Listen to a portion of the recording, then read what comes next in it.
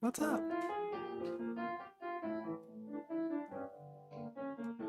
Hopefully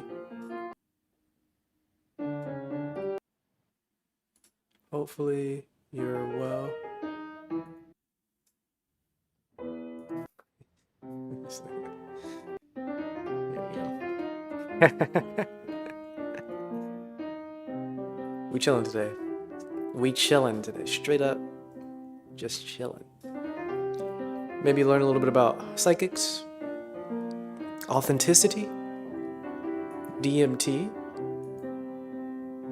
Whoa. And some other cool things. We're just gonna be, chilling, chillaxing, relaxing, maxing, cool. Things we like to do, And also, we're gonna read a koan. We're gonna do some koan stuff because it's been a long time since I talked about koans on stream, and I'm gonna have fun with that. You're chilling too. Awesome. Happy to hear that.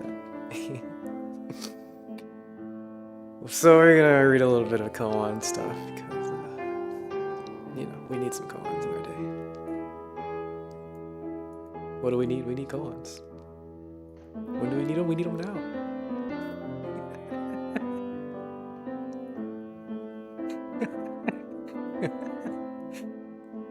Okay, that's silly. And also, what else wait, we need koans. We need koans now. What koan am I reading? Look at the snake. Look at the snake. Okay. Hey, Raji! What's up? How you doing?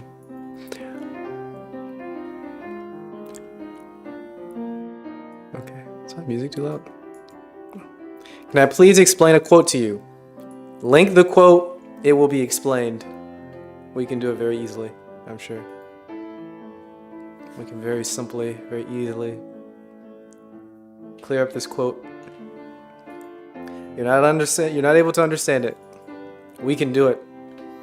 It's an understandable quote. I already know. We can tell. It's gonna be easy. It's gonna be very straightforward. We can figure it out together.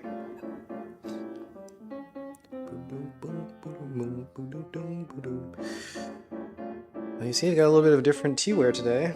I haven't used this in a very long time. I don't usually like to drink so much tea. I think we'll be fine today.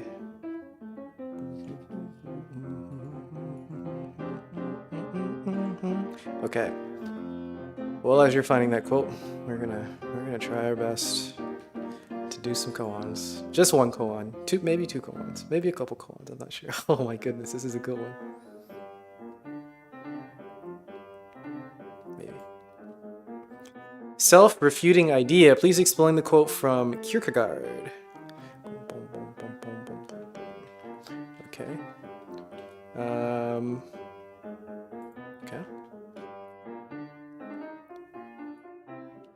Wish us luck. Do you think we can figure this out?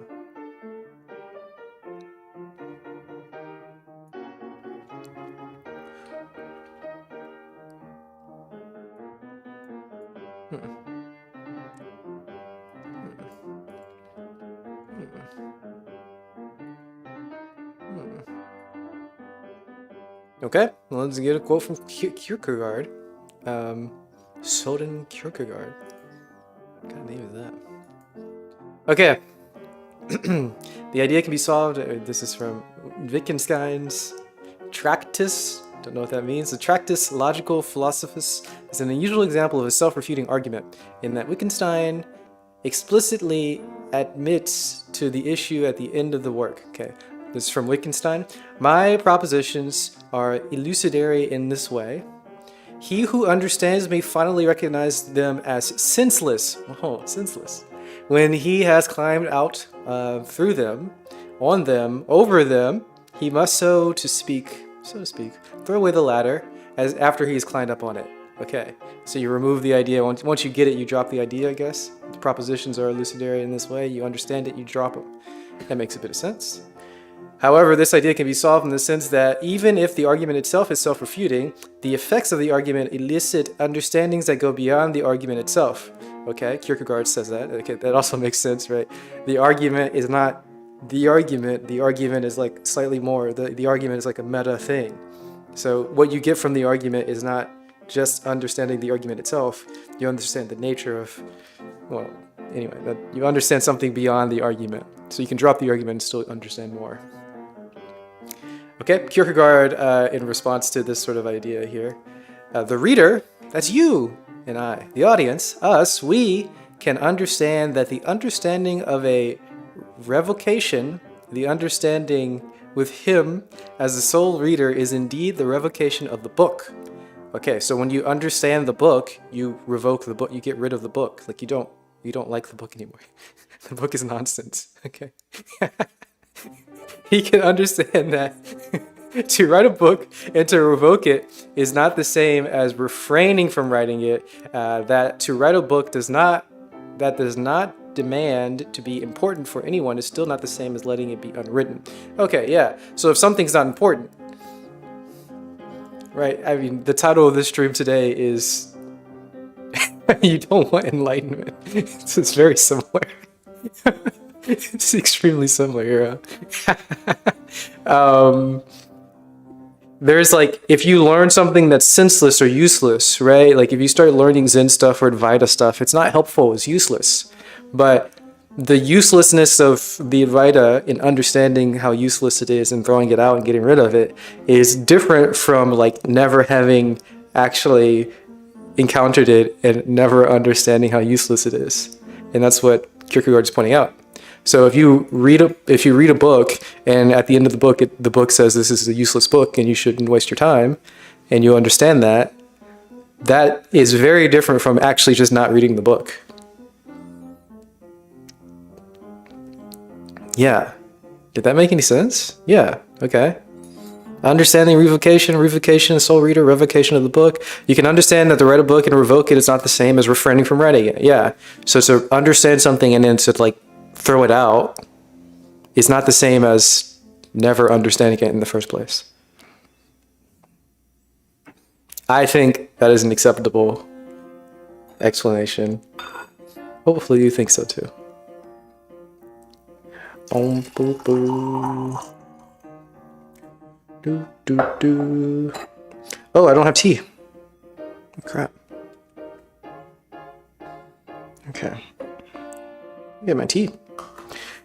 Boom boo. Tea time. Boom boom boo. Okay. Do do do. Got a lot more tea than normal. Oh my goodness. Okay. Let's see. Boop boop boo.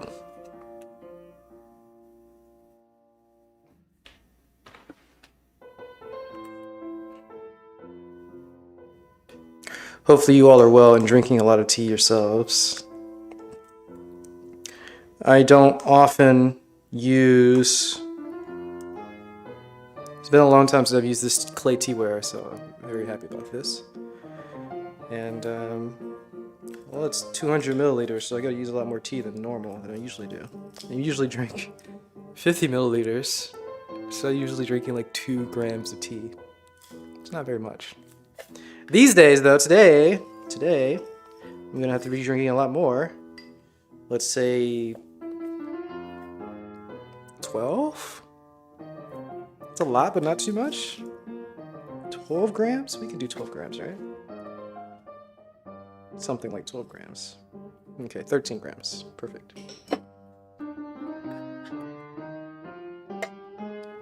Boom, boom, boom, boom. Okay. Got 12 grams of tea. Check it out. Check that out. 12 grams. You see that? Barely. That's fine though. Getting the vibes that both Kierkegaard and Wittgenstein had some intuitive knowledge of spirituality. Interesting. It's so cozy. Wow, welcome. I'm glad you enjoy. I call it get yourself love, but really a cup of tea. True. And join us.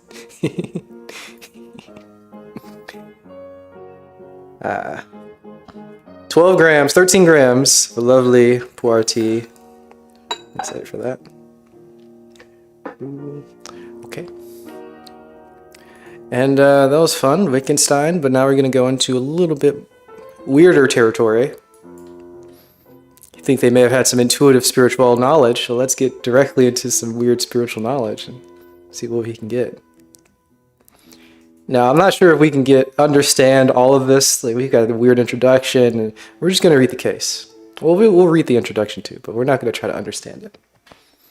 Case 24. This is of the Shoyoroku, the Book of Equanimity.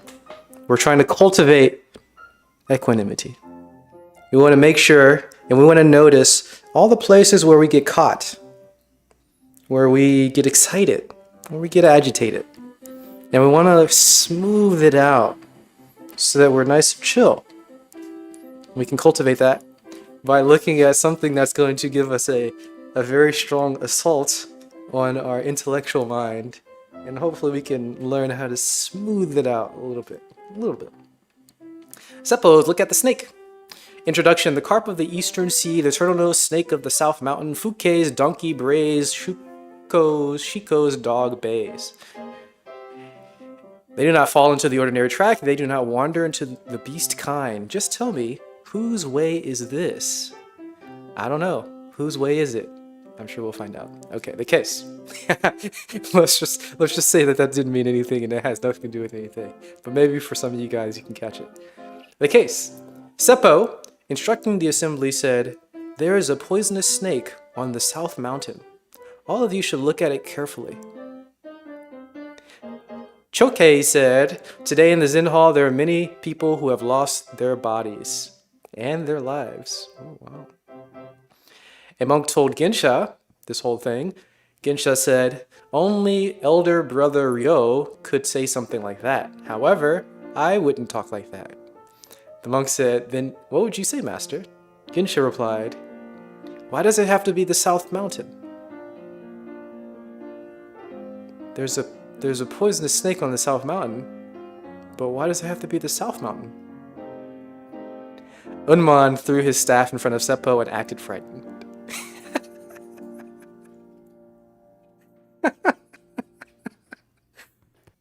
That shouldn't make any sense to anybody. That shouldn't make any sense to anybody. What kind of nonsense are we reading here? Well, it's all nonsense, as we learned earlier from Kierkegaard and Wittgenstein. You know, sometimes you get these things and you see how nonsensical they are. Well, we're starting off knowing that they're nonsensical, and there we go. And hopefully we can throw them all out.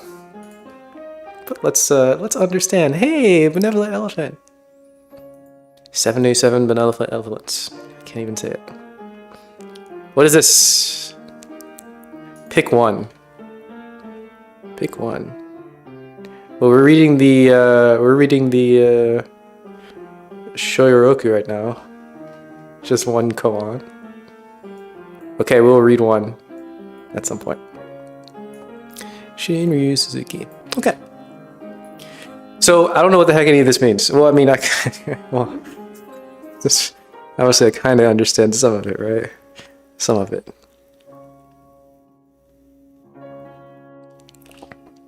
And also, luckily, we have footnotes. So let's read some footnotes. There's a poisonous snake on the South Mountain. What the heck is the South Mountain? The South Mountain is the place where Seppo resided.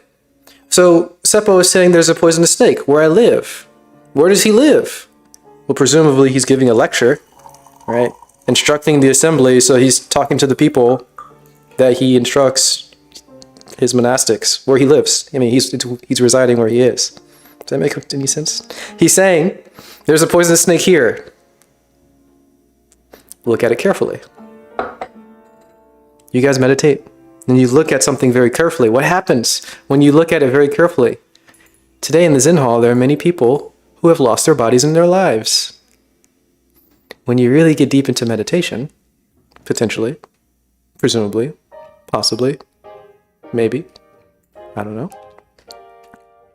Potentially, you may lose your body and you may lose your life in a positive way, in a good way. You know, you lose reference to whatever you consider your life currently, possibly something like that. Maybe, maybe not. We'll call it that. We'll say it like that. This seems to be what our friend Seppo and Chokei are saying. But then Gensha says, why why does it have to be the South Mountain? Why does it have to be here? Why does it have to be anywhere? I don't know if Gensha is on the South Mountain at this particular time, but why does it have to be here? Why does it have to be there? Where in fact is it? When you say here, what does it mean when you say here? Like, you are here. It's an indexical noun, right? It means something different to everybody. Here means here for me, but then here for you means here, wherever here is for you, right? Here for you means something different than it means for me. But if these things mean something different,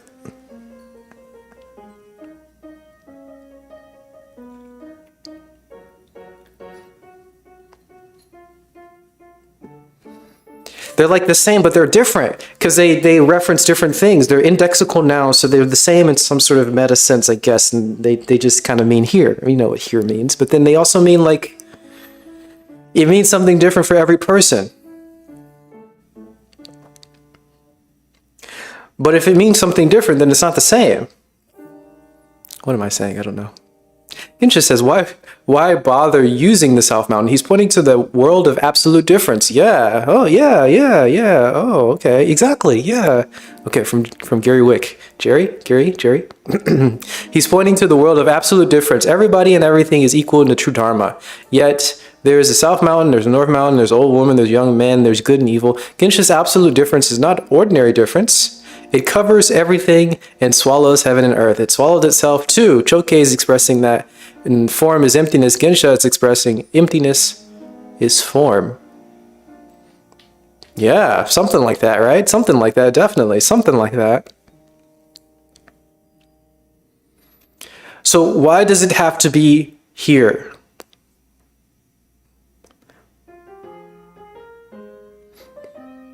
Why do you need to be? Why does it need to be in direct experience? That's one other way that maybe put it. in a very strange way, right? It can kind of be related, right? There's a poisonous snake here, if we're saying here. But why does it have to be here? Pay attention to the poisonous snake here, and you'll be, you'll lose your body in your life. You'll be enlightened. We'll say today. For this explanation, we'll say. You pay attention to the poisonous snake here, and you'll be losing your body. You'll be enlightened. But Gensha is saying, why does it even have to be here? Why does the snake have to be here? Why does the enlightenment have to be here? Why do you care to get any of these things? Why do they have to be in your direct experience? Why does that matter? He may be saying something like I would say, is there any place but here? Exactly. Is there any place but here? Of course not. There's not any other place but here. However, we have this crazy notion. We have this crazy idea that we think that here, my here and your here are different, right? We think that my direct experience and your direct experience are different. We have this division, we have this sort of separation between what I think is my direct experience and what you think is your direct experience. And for some reason, there are a lot of people out there who think that they need to have the direct experience for it to be true. Why does it have to be here? Because what you think is here is not exactly what here is. Right? Why do you need to be enlightened? The Buddha was enlightened for you.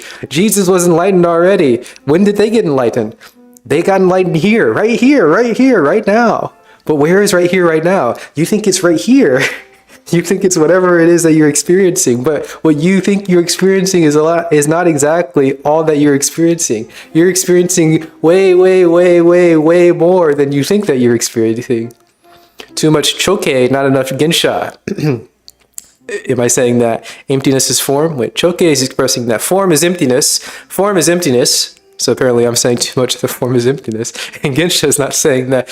I'm not saying enough of the emptiness is form. Yeah, maybe not.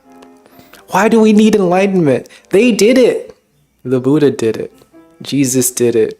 Who are your other favorite enlightened people? Ramana Maharshi. They did it. Good job. Thank you so much. And then Oma throws his staff in front of the Seppo and acts frightened. I don't know. What does this mean?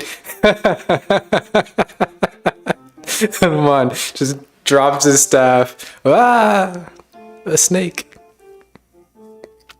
You know, we can think of our staffs as you walk around and you use your staff to poke things. You know, it's your tool for investigation. You test and see, like, you make sure that the river is deep enough or whatever. You can walk into it, or I don't know. The body snatchers. Ooh, the invasion. Unman is using his staff, right? This is his tool for investigation. This is his great discernment. This is his incredible skills in vipassana or whatever nonsense you want to say. And you want to investigate that too. You want to investigate the tools that you use to investigate. And Unuman throws his staff, and he sees that staff as one of the poisonous snakes, and he knows that if he pays attention to that poisonous snake, well, he may lose his body and his mind. That's how I'm reading it today, at least. Gensha's excessive strength showcased tiny courage. The turtle-nosed snake on the South Mountain is dead and useless. Dead, useless. When wind and clouds meet, a horny head emerges. You now observe how Shoyo plays with it. He plays with it, see the change in a flash of lightning. On one hand, he superbly sends it back and summons. On the other hand, he grips and releases. Whom shall I impart this matter now? The cold mouth bites people, and they do not feel any pain. Interesting.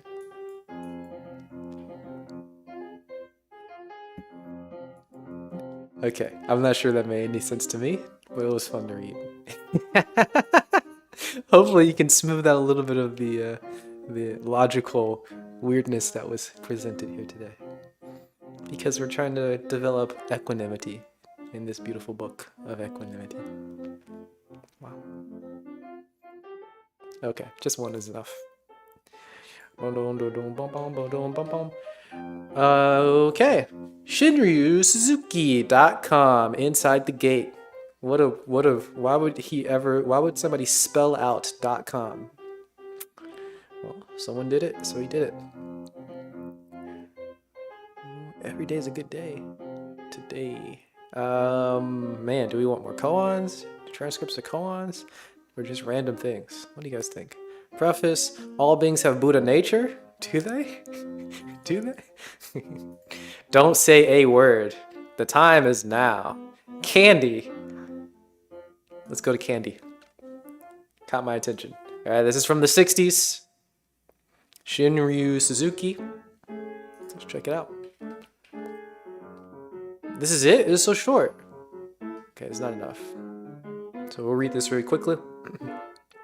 Someone gave me a nice manju,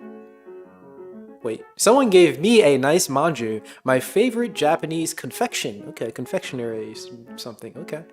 It was the beginning of Shinryu Suzuki's talk to the congregation on one Sunday morning. Okay. Kato's 5-year-old daughter, Kazumi, perked up at the subject of the lecture. It was so good, I like sweet things too much, but I thought, this too is the taste of Buddha. And Buddha's teaching is like candy. So I ate it slowly and fully appreciate it. You may think that the Buddha's teaching is something very grave, but it is also candy. Well, how about that? It's also candy, you know? There's a poisonous snake on the South Mountain. Doesn't matter what it is, man. It can be a poisonous snake. It can be a beautiful flower. Just look at it very carefully. It can be a great Dharma talk, or it can be a piece of candy. That's it.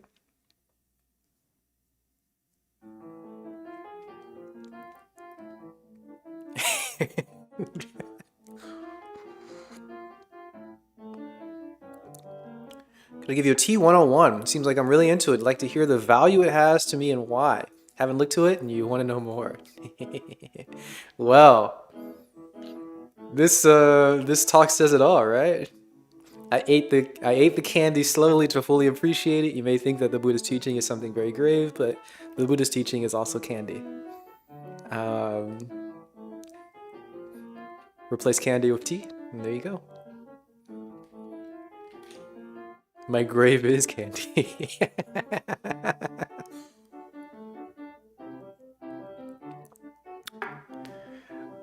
Also, right, while the Buddha's teaching is also candy and all the and poisonous snakes and blah blah blah. Also, please take care of yourself, right? You want to be healthy, you want to be happy. It makes it a little bit easier to pay attention to things, right? You do want to savor the experience of candy, and you want to savor the experience of all the pleasant things in your life. But it's also easier to do when you're a healthy kind of person and you're like sleeping well and all those other things. You already know the advice. We all know what to do to be healthy. And we all kind of already recognize that it makes you feel good and it's a pleasant type of thing to do, right? So, let's try to do that maybe. Give it a shot. It may be helpful.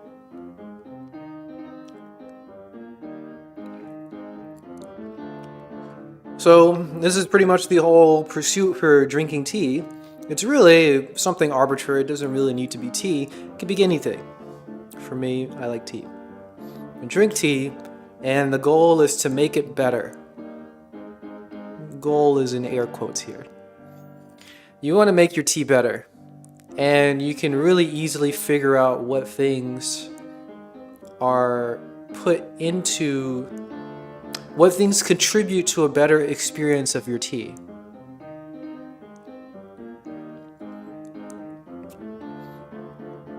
But it can be anything, of course, anything. So maybe if you like sports or maybe you like video games, you maybe like movies, doesn't really matter. You find something that you like and you try to make it better. And then all you have to do is try to figure out everything. You don't need to figure out literally everything. You just kind of want to notice in broad sweeping sort of broad strokes here. What is it that is affecting how much you enjoy this thing? And that leads towards all the healthy things that I just referred to. Sleeping well, eating well, talking to your friends or something, getting a little bit of social activity, maybe taking a walk and getting some vitamin D, so on and so forth. All of these things are very, very influential for enjoying literally anything, especially tea. I'm a little biased by saying that, but literally anything. And that's really all you want. To really know what it is that affects what makes something pleasant. And you kind of naturally incline towards those things, at least in my case, sort of naturally inclined towards making my tea better, which also spills over and makes everything else better. And that's pretty cool. Yet for tea in particular, I'm just drinking some tea. You can kind of see that a little bit. It's a little partially compressed tea, partially not compressed.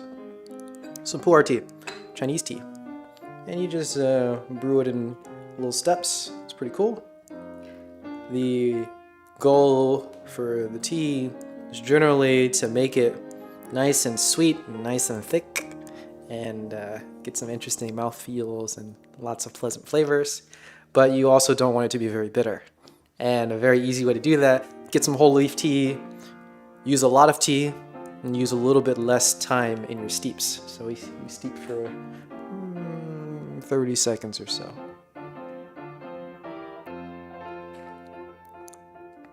Very, very short steeps. And tea comes out very good.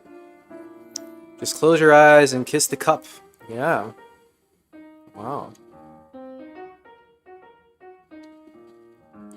Which pu'er is this one? This is the one I've been drinking from... Oh, I don't have it. I got this one from Amazon like a couple years ago, so it's just a random Amazon pu'er. This is pretty good. It's an acceptable drink. I quite like it. Okay. Well, candy was so short. We want more. We need more. True Zen, how about that? True Zen. Is there such thing? Why are these switches all so short? Okay. Choose in. Truzen, Shinryu Suzuki. This is 1962. 2 years after that one, that last one. 2 years. Okay. If you want to meditate, you must have instruction of right teacher. Especially when you want to meditate at home. It will take at least 6 months before you get your own right posture. Everyone has their own right posture, but without instruction, you cannot find it. For it may be your true posture, there must be spirit, which is called the essence of mind.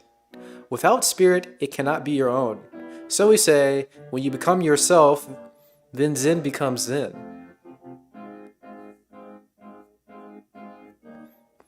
You must become yourself, and then Zen becomes Zen. Tea 101, don't buy tea on Amazon, true. Oh, wait, this wasn't tea from Amazon. This was tea from Taobao. But also probably don't buy tea from Taobao or Amazon. Taobao when you're more advanced, but you're going to get a lot of duds. Amazon, definitely not Amazon. You're also going to get a lot of duds. You're never going to get anything good from Amazon. Taobao, you might get something really good, but not enough. It's not worth the trouble. Don't do it. When you become yourself, then Zen becomes Zen. I like this, right? You become yourself. It's really the pursuit to understand. Understand isn't the right word. I don't know if I can explain it even better than that. When you become yourself, Zen becomes Zen.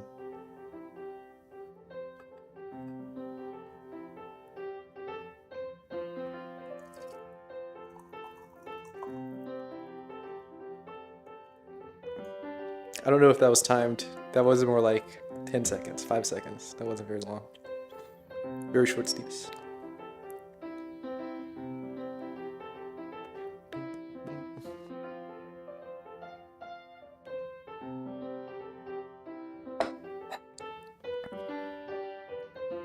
How can one become yourself? True. Myself.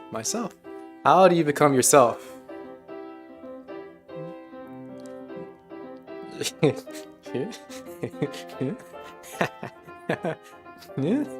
How do you become yourself? You can't not be yourself, right? But maybe you aren't. Who knows? It's so difficult. Sometimes it's good to be when you're yourself. And, sometimes when you're yourself, that expresses itself as you kind of absorbing the values of other people, of the society, of your nation or whatever, just other people, maybe your family or something. And that's great. Like, that's yourself. You are an expression of your family or your society or whatever, and that's yourself. But then you may change your values to be something more personal, insular, or individualistic kind of sort of thing. And that's totally cool too. That's yourself. Right, but then there are points in time where there's a transition, and that's horrible, because you're halfway the values of society, and you're halfway the values of yourself, and half of the time you're different parts, and then they conflict with each other, and there's a lot of tension, there's a lot of fighting. It's awful. It's awful. You like the emphasis on posture. When sitting in meditation, there's no need to jump right into some kind of method or approach to meditation. Just sit comfortably, sit well, even if it takes you 6 months or longer. True, yeah, man. Meditation is yeah, I don't know, man. People try to find a particular method that they like. Well,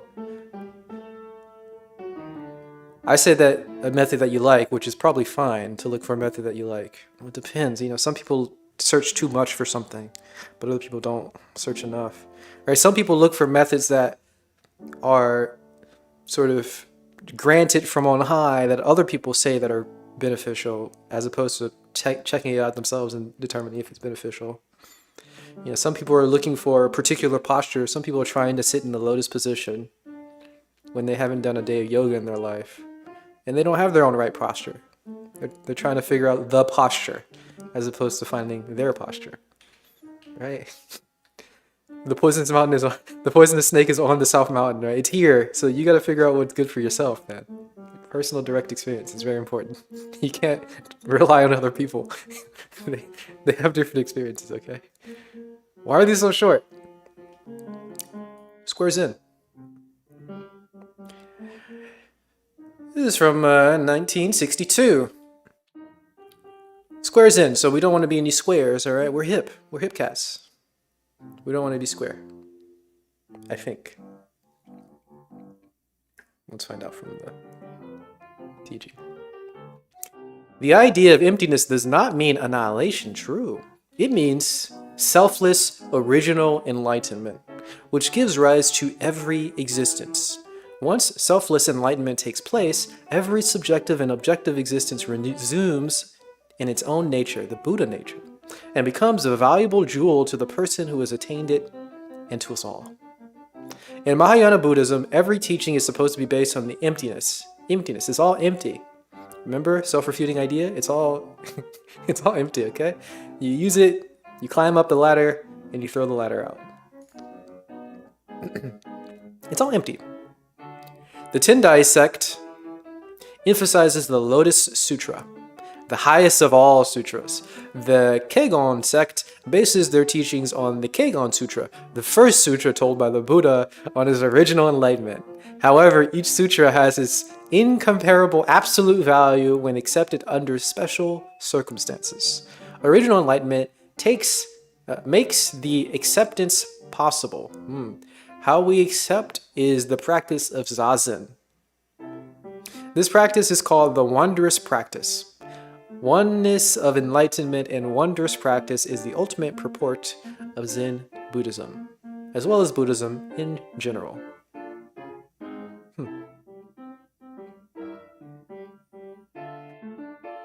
He didn't say anything about squareness or hip.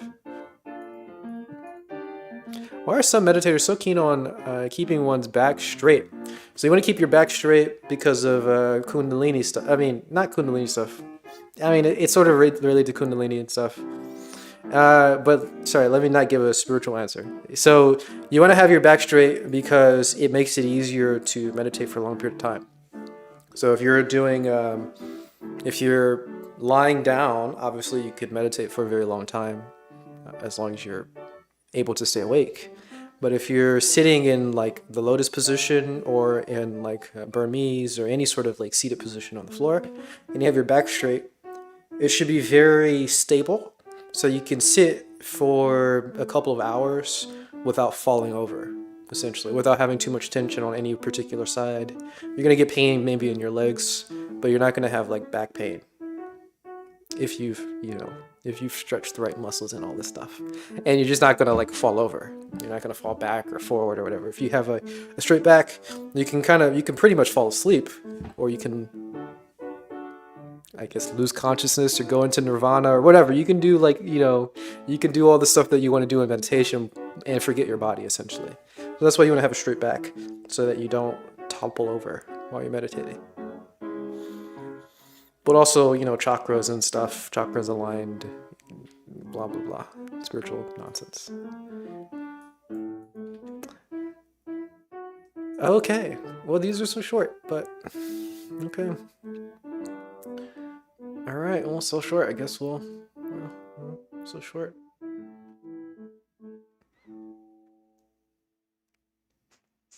So short.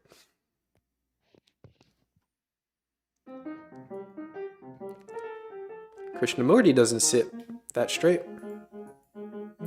You don't have to. What is this site? This is shinryusuzuki.com. Inside the Gate. We're just reading random transcripts from Shinryu Suzuki, who's a old school Buddhist Zen teacher in the West, in San Francisco. We're just reading random stuff from him.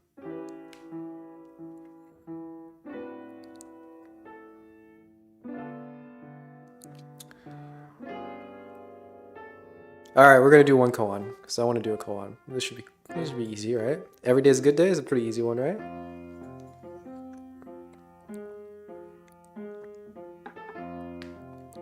Just need a little bit of Zen, right? It's much longer than the other ones. Perfect. Okay, from Shinryu Suzuki, 1962. Blue Cliff Records here. Every day is a good day.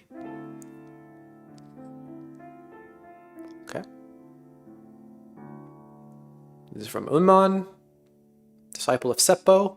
We learned about Unman a little bit earlier. He was being a weirdo, throwing staffs in front of his friend Seppo for some ridiculous reason. What a crazy man. Okay. Zen practice.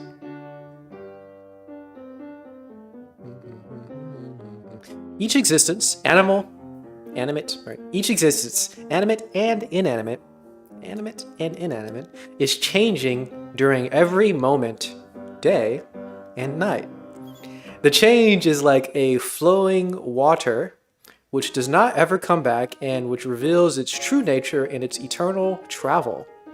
Oh, the true nature is the fact of it moving, right? The eternal travel. Interesting. Water flowing and clouds drifting are similar to a well-trained old Zen master. The true nature of water and clouds is like the determined, single-minded traveling monks who do not take off their traveling sandals even under the roof of sages. Worldly pleasure, philosophical pursuits, or whimsical ideas are not interesting to the traveling monk. Sincere to his true nature, he does not want to be fat and idle. I feel called out. Such a monk does not care for hospitality, which would stop his travels. He recognizes as true friends only those who travel with him on this way. Right? You're always in travel. You're a wandering monk. A wandering monk with nowhere to go and no direction. And you don't want to be tricked by philosophies, pleasures, cool ideas, profundity from teachers. You don't want to take off your sandals. What does he call it? Your traveling sandals. You don't want to take off your traveling sandals. Even when you find a sage, even when you find a great Zen master, a great teacher, who you think is going to teach you everything, you don't want to get stuck there and sit under that roof. No, you're always traveling. Because that's your true nature. Interesting. Wabi and Sabi. Wabi-sabi. The idea of this kind of travel may make you feel lonely and helpless. In Japanese Zen, it is understood by the words wabi or sabi. Wabi or sabi. These are two words that are nouns, but today they're used mostly as adjectives. Wabi-ish, wabi-shi, wabi-shi, and sabi-shi. Wabi-shi, sabi-shi. Meaning of wabi-shi and sabi-shi are lonesomeness and monotonous. The intellectuals understand that these words to mean the simplest and most humble form of style and beauty. Interesting. Spirituality boosts one's powers of understanding to infinity. Oh. You're going to understand infinity, but not understand with your intellectual mind. It's a very different way that you understand infinity. In the strict sense, wabi and sabi mean reality, which does not belong to any category of subjective or objective. Simple or fancy. It's not objective, it's not subjective, it's not fancy, it's not simple. What is it? Wabi-sabi. It's lonely, it's monotonous. What is it? However, it is this reality which makes subjective and objective observation possible and perfect, and which makes everything, simple or fancy, able to come home to our heart. In the realm of wabi or sabi, even one drop of dew, you will see the whole universe.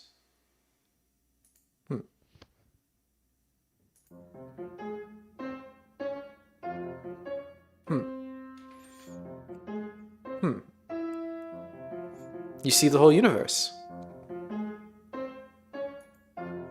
Why were we born anyway? That's a good question. We got confused. We see this beautiful oneness, and we got a little cross-eyed, and we saw two. And from two, we draw a line with all its implications, and somewhere on that line is your life, coming and going. But if we get rid of these two things and remember that it's all just one infinite dot, well, there's no more life to be had. We're all trying to get back to the source or enlightenment. Why incarnate in the first place? You're trying to go back to the source. We don't need enlightenment here. But why do it in the first place? The whole point of, if you want to go back to enlightenment, if you trying to get to the source, right, that implies that you would have to not be at the source at some point in time, right? You have to have these two dots. I want to get back to the source, which means that there's a point in time where you're not at the source, which means you can draw this line, which this beautiful line is our entire lives and all of society and all of humanity, all of the history of the world, all of the universe. It's all here. Just because you get 2 points, all you need is 2 points, and you can just draw all the implications from that. You don't need to get anywhere. Don't get enlightenment.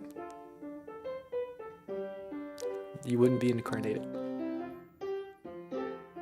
Spiritual nonsense. Introduction to the main subject. Okay. Oh, wait, I skipped. Acceptance or analysis. Contrary to Wabi and Sabi, usually when some object is put into the range of perception, our first reaction is not acceptance. Oh, interesting, but rather rationality, repulsion, or emotional disturbance. Oh. The way of the Western civilization is not directed at acceptance so much as how to organize many objects and ideas in the realm of perception or thinking. Thinking. Perception or thinking. How to control the sense data of the sensual world. You know, there's so many different ways. There are so many different modes of interacting in the world. We talk about this a lot. We have the way, you know, the rational way. You want to think about it a little bit too much. We talk about emotion a lot. You can have an emotional reaction to certain things and you can feel that way. And we also have all the other ways you can interact artistically, blah, blah, blah, blah, blah, spiritually, blah, blah, blah, blah, blah. Not too many people just interact in the way of acceptance. Just, you know, accept things. Oh, this is a cool thing. Or it's not a cool thing. Whatever. Accept it. That's all you need to do. Sometimes we can cultivate that. Don't need to perceive it. Oh, I want to perceive. I need the enlightenment myself. I need to perceive the enlightenment. I've objectified enlightenment. It's this thing that we need, and I need it myself because I want it to be here. I need to directly experience it myself because I want enlightenment. Wow. First reaction should be to accept. Or maybe we can cultivate it. Maybe it doesn't have to be. You know, you just learn how to do that. Some of the times. Not all the time. Some of the times. Okay, it's cool to perceive and it's cool to have enlightenment for yourself. It's cool to grasp it. But also, the Buddha did it already. Jesus did it already. Ramana Maharshi. Leo Gura did it already. You know, Leo Gura, he's the most enlightened person in the world. Leo Gura. He took DMT once. He's the most enlightened person in the world. Why do you need to be the most enlightened person in the world? He's already done it. Good job. Someone else did it for us. You got Frank Yang. All right. Natty. Infinite bra. He's done it already. You don't need to be infinite bra. He's infinite bra. He's infinite. Frank Yang being infinite, bruh, means that there's no division. You can't say he's infinite, bruh, and I'm not infinite, bruh. I want his infinite, bruh. It's infinite! How do you control the sense state of the sensual world? Wow, don't control. Going out for a bit, you'll try to stop back later. Wow, thanks for hanging out, benevolent elephant. Hey, thanks for hanging out. Leo, yeah. When asked about enlightenment, Nippo Syaku, head of the Ekayana Buddhist temples in California, replied in halting, heavily accented English. Enlightenment. You can't fall into it, you can't fall out of it. Can't live with it, can't live without it. It's hard for you to tell when you should let your brain make decisions or your heart. Oh yeah, that's a tough one. You don't want to have like this conflict between your brain and your heart, but definitely you want to learn how to really cultivate your brain so you can like think about things really well. But you also want to cultivate that sort of intuition. And hopefully they work together and make decisions together. But it's definitely a difficult when they kind of contradict. We're all the infinite, bro. Yeah. Is there a goal? You know. Yeah, sometimes. Some days there's a goal, some days there aren't. When you think there's a goal, there's a goal. When you stop thinking, well, things get a little strange. Okay. Accept the goal when it's here, accept the goal when it's not. Introduction to the main subject. In a world of wabi and sabi, there is no attempt, no attainment, no anger, no joy, no sorrow, or any waves of the mind whatsoever. See that? No goal. We're silly. We're not silly. You're silly. Each existence in this world is the fruit of the subjective self-training and the objective, pure and direct understanding. The savor of the few fruits comes home to our hearts and confirmation of reality takes place. We observe falling flowers at their best. By repeating this kind of direct experience, one can have calm and deep understanding of life and deliverance from it. It's like the traveling monk who has a full appreciation of everything and nonetheless completely detached from it. Completely detached, yet fully appreciating. This is what we want to cultivate a little bit. If you want to call that a goal, let it be a goal. Appreciate everything. You can learn how to do that. You can cultivate. You can develop your appreciation for things. And also detach. You can develop and appreciate your detachment. But here, there's no attempt, there's no attainment, there's no joy, there's no anger, there's no sorrow, there's no waves of the mind. But is there a goal? Yeah? Now, may I call your attention to the following subject? Okay, the main subject by Seicho. Okay, attention! Unman introduction. Introduce the subject by saying, I do not ask you about 15 days ago. But what about 15 days hence? Come, say a word about this. He himself replied for them. Every day is a good day.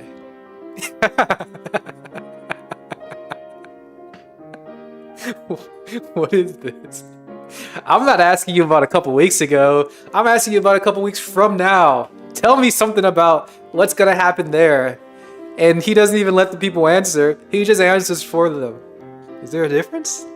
Who answers? Is there a difference if you answer or I answer? Is there a difference? Every day is a good day. That's not what he asked. Is it? Come say some word about this, whatever this is. About then, about now, future, about whatever. Tell me something. Every day is a good day.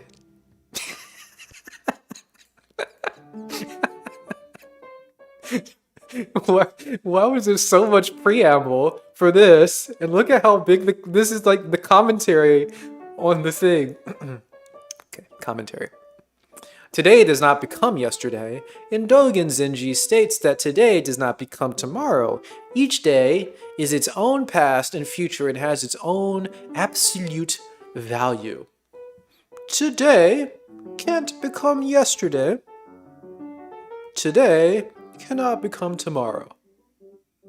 Every single individual day is the past and the future. Remember this, you have two dots. You might have a single day, but you have distinctions within your day. And what you're doing is you're drawing two dots on a paper. And all you need is two dots to form a line. And that line is the implications of the history of the entire universe, all of it. So within any separation, within any duality, you contain all of the universe.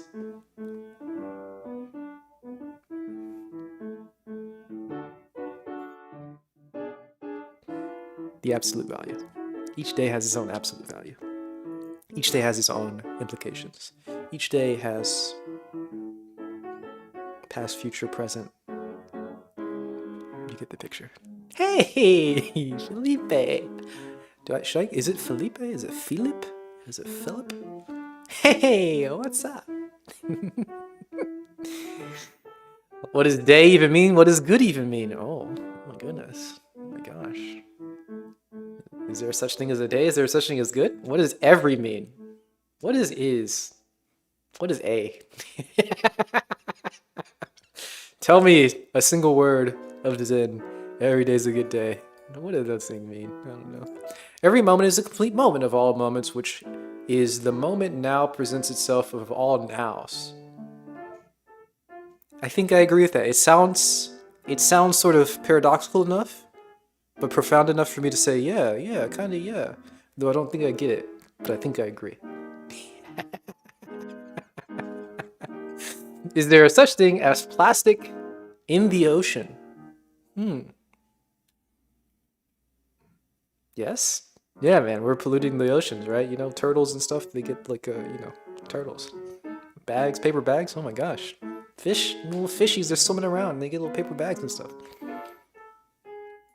I'm not sure I understand the question. Yeah, yeah, there's plastic in the ocean. Yes. But just tell the turtle every day is a good day, they'll be fine. Don't do that. Don't do that. Okay. What is silly? I don't understand what all this was about. I mean, I understand a lot of the stuff individually, but why was this all under the same thing? I don't know. I don't get it. Okay? Wow. Wow. Wow. Hey guys. We're moving on to the next part of the stream. Let's learn a little bit from one of our fave. You know, we've been liking this sort of atheist experience sort of stuff. I am not tea drunk. I'm just feeling good today. I'm excited to be here with you all. Just chilling, guys. We're just chilling. We're just hanging out, relaxing. We're gonna get into the atheist experience. We're gonna learn a little bit about the third eye. You guys familiar with the third eye? The pineal gland, the DMT that may be stimulated from this area, according to some people. And we're going to see how an atheist reacts to someone referring and talking about all this kind of stuffs. So, try to focus on your third eye. Maybe use your middle finger because you want to make sure it's all balanced, right? Remember we talked about sitting nice and straight to be balanced. So, point to your third eye, but use your middle finger. I'm going to keep balance here. You can just feel that energy there. Stimulate that DMT. And we can get into this. Armin in, is it Michigan? Yeah. Awesome. How cold is it there right now? It's pretty cold. All right. Well, you got questions for me and Dan, so Wow. let's have at it and have some. He's building rapport. How about that? He's being super nice. I like this. Wholesome. Okay. I kind of have to set it up a little bit. Okay, set it up. It's about the third eye. I just use the third eye as a concept. I'm not saying I kind of believe the third eye is real, but mostly as a concept. I'm not saying I believe it, but we're just kind of talking about it conceptually today. I mean, it's not a real thing necessarily. It's kind of a metaphor, but I actually believe it though. But like when we're talking about it right now, we're just going to call it a metaphor, just a concept, just kind of like vaguely referring to something in this kind of area. We're going to talk about the pineal. We're going to use brains. Okay, brains, materialist framework, brains, pineal gland. I don't actually believe it, but I kind of really believe it's a spiritual sort of thing. And this is our connection with the universe. But it's all metaphor, but I kind of really believe it, but also just concepts today for right now. Okay. Concepts. What do you mean real as a concept? I don't understand that. Huh? What does it mean? Explain what you mean. What do you mean by third eye? What are we talking about here? I just want to say this one thing is that I'm kind of ADHD, so I kind of ramble a little bit. Well, don't worry. We'll keep you on track. Yeah. So, dude, there's like a normal person, I'm opening my third eye. I can see the world with my third eye. Metaphorically. I don't really believe it. Dan might let you ramble. But I do believe it. I don't really believe it, but I do believe it. But for this conversation, we're not going to be talking about what I actually believe. We're going to talk about a metaphor. We're not actually opening a real third eye. We're just talking about concepts. For a while, but I'm really good at shutting that shit down. Okay. Well, I have some studies I can reference after I say this, but so basically the pineal gland is in the brain, and it's directly in front or behind of where the third eye is supposed to be on the forehead, and I know. This is why Truth Wanted exists, by the way. I get all the calls that Matt sighs at. But yeah, go ahead, Harbin. Well, I basically have 2 points, and I have two references for studies to show that some people, I'm not saying the studies are 100% accurate. I'm just saying there are some people that have tested on this. And basically, that people there's some people that think that the brain releases DMT in the pineal gland, and that is where the third eye came from. The concept of the third eye. Wow, the concept of the third eye comes from the DMT that comes out of the pineal gland, right? You can actually get some real insight when you're drugged out of your mind. I don't necessarily disagree. In fact, I agree. Have I seen the debate between Rupert Spira and Sam Harris? Yeah, that was really good. Yeah, we watched it on stream, or we listened to it on stream. Yeah. The primacy of consciousness. I don't believe in this sort of primacy of consciousness. I think it's an interesting debate. If you look at the world through experience, you're always going to be thinking in terms of experience first. Right? Everything is going to be sort of, you're going to be more of a sort of idealistic kind of person, idealist kind of person, where the ideas come first, where the concepts come first, where the experience comes first. But then if you start viewing the world with material and you like pull out your microscope, then you're going to notice that everything is material. And the material comes first, obviously. Materials first, obviously, if you're looking with material. Consciousness comes first, obviously, when you're looking through consciousness. And I don't think there's any like particular one that's correct. It's just that when you look through the lens of material, you'll always end up with material first. And if you look through the lens of consciousness, you'll always end up with consciousness first. And maybe these things are not in conflict with each other. They're just different ways of viewing the world. That's how I would put it, I think.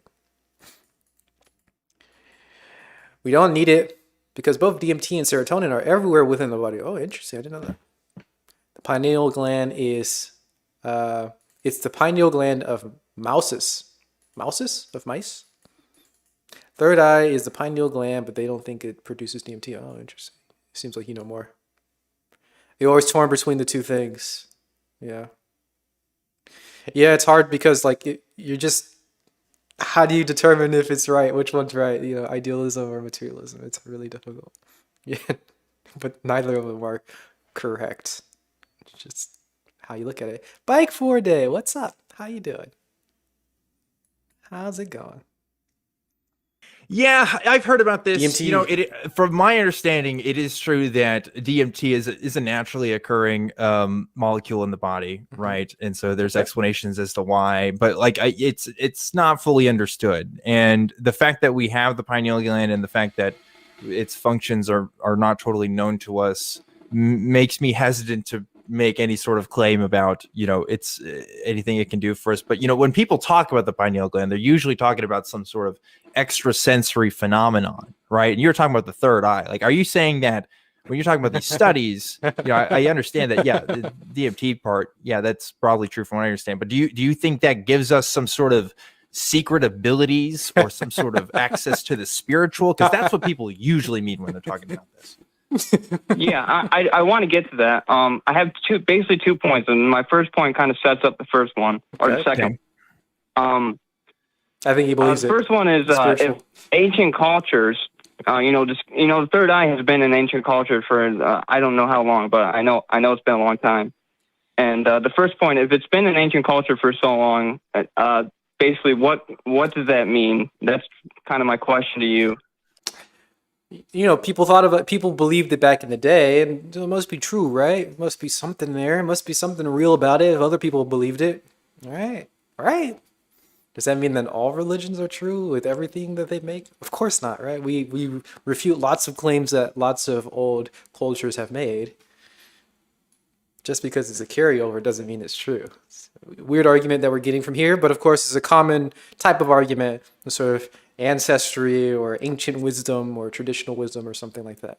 Which, I mean, it has its merit, but not a strong argument and definitely not going to hold up against the atheist folks.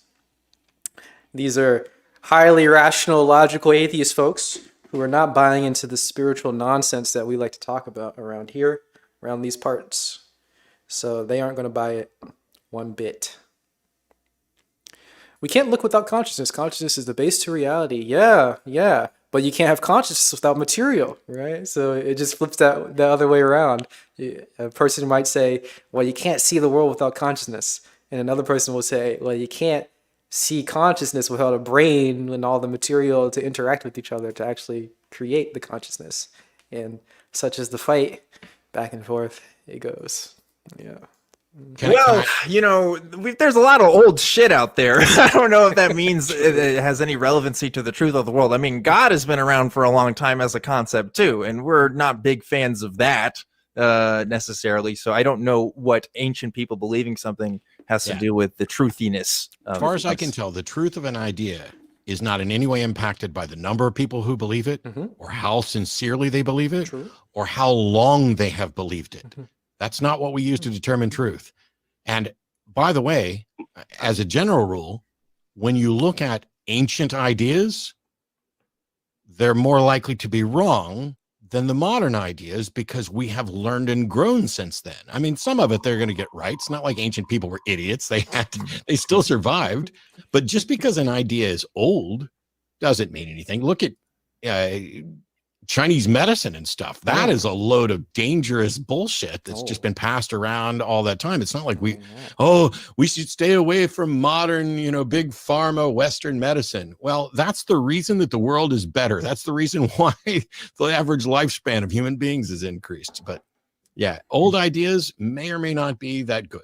Yeah. So that's point one. So what's point two you got? Well, I just wanted to say about point one is that my point was that even though ancient cultures didn't technically know about the pineal gland, now we can kind of, you don't have to believe it. We can see parallels between them. So that was my point. No. So Harmon, can you see the TV? I mean, can you see us right now? No. Okay. I'm just listening. All right. So I want you to do this. So take your right and left fingers and point them directly at your eyes. Okay. Okay. And then from there, just keep them at that same level. Isn't everything isn't there a huge amount of space behind your eyes and forehead? And depending on what angle you're at, I could be pointing at my pineal gland from my ears, right? I could be pointing at my pineal gland from the back of my head. I could be pointing at it up through my ass. So this notion that the pineal gland is directly behind where the third eye is supposed to be is a load of shit, because if the third eye was supposed to be on top of the head, that would be directly above the pineal gland. And if the third eye was on the back of the head, that would be directly behind the pineal gland. And if the third eye were in my anus, that would be directly below the pineal gland. This is a weird argument. I don't know how to formalize it but I get what he's saying, right? If you're pointing at least towards the body, or you can point to the pineal gland sort of anywhere from, through your body. I mean, I guess it kind of makes a bit of sense, right? It's a weird way to put it, but it kind of makes a bit of sense, right? Matt takes it too literally. It's called third eye because it's related to perception, right? You have your better insight and you can perceive the world differently, right? But we don't have these sort of words to describe perception sort of broadly, and it's obviously beyond our normal perception. It's extrasensory. It's kind of people like to say extrasensory. It's outside of our senses. It's not the normal senses, at least, that we perceive with. So it's something a little bit beyond that. But that's lost on some people. And then it starts to sound either weirdly mystical, which, it is. It starts to sound weirdly mystical, or it starts to sound weirdly sort of metaphorical. And there's a weird irreconcilable thing that most people won't grab onto unless you're one of the spiritual weirdos out there like we are. And it's everywhere because it is everywhere. Yeah. It's in the middle of it, in the head, because it feels like the forehead. It's an eye behind your eyes. An eye behind your eyes.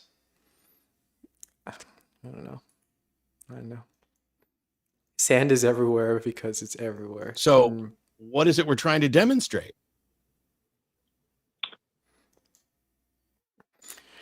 I don't understand what. So I get the point that he's making, that you can point to the pineal gland anywhere, but I don't know how that's a refutation against. Well, I don't know what it's a refutation against. What is it a refutation against? I don't think it's a refutation against anything, is it? Well, I did see one diagram that the pineal gland was connected, well, in some way, sort of connected to the eyes to a degree. I'm not sure how accurate that is, but Well, as it's part of the brain. Yeah. if it's on the ass or if it's on the forehead or wherever it is, the fact that they match up. That's What I'm pointing out is that you can match this up anyway. If somebody had imagined that the third eye was in the back of the head, that would line up. And if it was in my butt, it would line up. I thought my third eye was back here. well, they're very You'd say, close. well, I it's mean, if it was pointing in your butt, it would towards- be very far away. Okay, but why is it surprising that people want to put a third eye directly above the two eyes, and Yeah. all three of those are now still in front of the pineal gland? You're seeing a coincidence and trying to make something of it. I'm not saying the third eye is real. I'm just saying what the brain can produce, the images that we can see during meditation and things like that.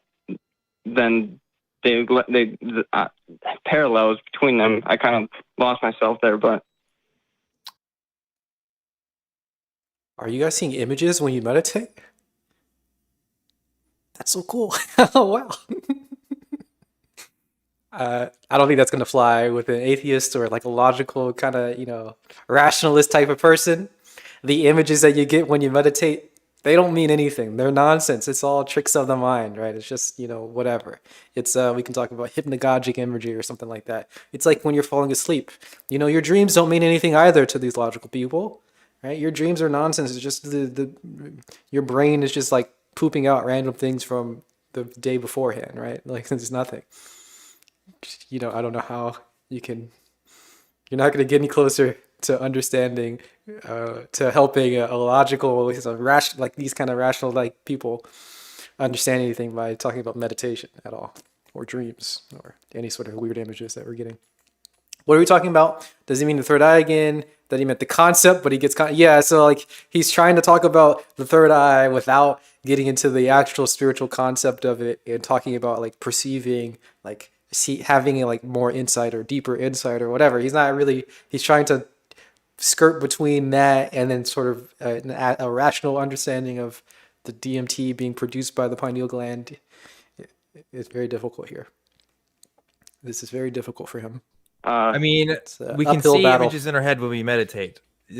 I don't, people call that a third eye experience because it's like the mind's eye, right? And we know that the mind is in the brain. Actually, not all ancient cultures recognize that, but I don't think that that's super amazing to recognize. But Is your mind in your brain, or is your brain in your mind? I think we've Which tried one to is it? belabor the point, right? Yeah. I really want to get to the next one. yeah. Okay. That was my fault. I'll stop now because I want Dan to be able to address Next this point. point well. Spiritual person. Okay. L. So my next one was going to be that there's studies on this, and some people, I kind of was arguing with people online about this just so I could, to make me think more about it. Mhm. But the study that I'll tell you about the studies later or right now if you want, you could look them up. Okay. But the brain, some people think the brain releases DMT during meditation, and you've heard people can trip on DMT, but Okay. basically my point is Okay, that if the meditation. brain has the tool to make a way for us to go on a psychedelic trip, what does that mean? Like, Well, because Right, but if the brain produces DMT while you're meditating, the logical folks out there think that DMT trips are not insightful. They're just hallucinations in a dismissive type of way. The same with your dreams. They're just kind of hallucinations in a dismissive type of way. And they think that meditation is just like nonsensical hallucinations in a dismissive type of way. So to like tie these all together and say that when you meditate, you get DMT, that doesn't increase the validity of meditation. It doesn't increase the validity of DMT. It just makes it clear that all of these are nonsense and hallucinations that are very easily explained by science. That would be the approach I think that the rational folks will go when hearing this evidence. This is why they stay rationalists or whatever. Yeah, as soon as you get into insider perception, they're just like, I don't care. Yep. They only see it through their own lens. Like they try to shoehorn everything back into the scientific framework, in the materialist framework, which is fine. Well, it's not fine. I said shoehorn, so I'm obviously putting a little bit of a value judgment there. But You don't want to do that, and they're going to be stuck there because they're always doing this.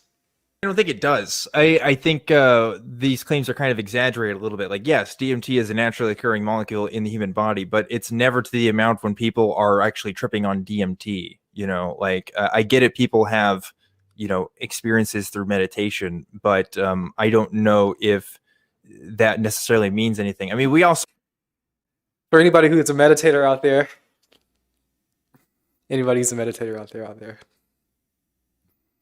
how he just said that, it was so beautiful. Maybe you guys remember before you started meditating, you remember this feeling. I get it. I understand. You have experiences while you meditate. I get it. I understand. Okay. It's meditation. I get it. It's cool. You like feel more relaxed or something, and you kind of like understand the world or whatever. I get it. In meditation, I take walks and that's my meditation. Do you guys remember feeling that way? And then you actually like meditate and then you're like, oh, I didn't get it at all. Oh, how silly. I thought I got it. I didn't get it at all. This is ridiculous. So kind of trip out when we dream as well. We kind of trip out when we dream. I get it. It's like a dream, right? Do you get your dreams? How often do you pay attention to your dreams? You don't get your dreams. You think you get your dreams because you had a dream once that you remember when you were a kid. And you've never paid attention to your dreams ever again since then. I get it. It's just like a dream. It's nonsense, right? It's just like, images from the day. I get it. It's just like a dream. No, you don't get your dreams. Pay attention to your dreams. You don't get it. I was like this a couple years ago. Well, so what? Like that's the thing that happens in the body. I mean, like there's also just a lot of things about the body that we don't know that may function for us now currently in ways that didn't previously. A big example of this is the pancreas. That's changed over time. Hey, what's up? What are you talking about? The part I got mine removed. What do you call it? The appendix? The appendix. That's what it is. I couldn't even. You got your appendix removed. Well, that's a deep spiritual connection to. We're learning about DMT. This guy is. We've got a spiritual guy trying his best, and unfortunately failing to try to justify his spirituality to logical people. Imagine that, trying to justify your spirituality to logical people. Imagine that. And potentially trying to justify it to other people, potentially doing that in order to justify it to himself, right? I need to, make sure that my spirituality is really real by convincing other people. Because if I can convince other people, then that will convince me. We've all been there before. And this is what we're watching happen. We watched a lot. You've been thinking psychedelics are convenient scapegoats to explain mystical experiences. Yep. It's unfortunate when if you have like mystical experiences, we'll put air quotes here. We'll put air quotes for all the people who aren't completely on board. When you have these mystical experiences, it's very convenient. It's very helpful when you have a very clear scientific explanation. Oh, I took this drug and that affected something in my brain, which led to this sort of mystical experience. It all makes sense. Oh, I went to sleep and there's these dream things that happen for some reason scientifically. I'm sure somebody knows. Somebody knows why dreams happen. Somebody understands that sort of stuff. And brain, it happened in the brain. It was in the brain, right? It was in the brain. So not a mystical. It was like, it was in the brain. Mystical experiences are things that happen in the brain because chemicals in the brain, and we can explain it scientifically. Chemicals in the brain, scientifically. Chemicals, brain. Chemicals, exogenous, endogenous, brain. DMT is somewhere, the cannabinoids, and it's all in the brain. Yes, we've solved it. Mystical experience is solved. Whew, don't want to have any mystical experiences again because that's going to shake my world. If you throw the word soon into the third eye sentence, you win the art. If you throw Adam, wait, what? If you throw the word soon into every third eye sentence, Wait, into every third sentence, you win the argument. Wait, what? I feel like I'm reading it wrong, and I don't understand. Throw the word Adam into every third sentence, you win the argument. Ah, yeah, we'll figure it out eventually. So very, very soon. We're close. Science is close to figuring out why dreams happen. Science is close to figuring out why, mystical experiences, and we're figuring it out. Science soon, eventually. We'll get it. We'll get to it. It'll happen. Don't worry. Science is right. I'm sure. Science is correct. We'll figure everything out eventually. Soon. Put up a video about the default mode network. Okay, we'll learn about the default mode network. But you can point at it from your butt. True. You can point at it from your anus. Okay. Chemicals.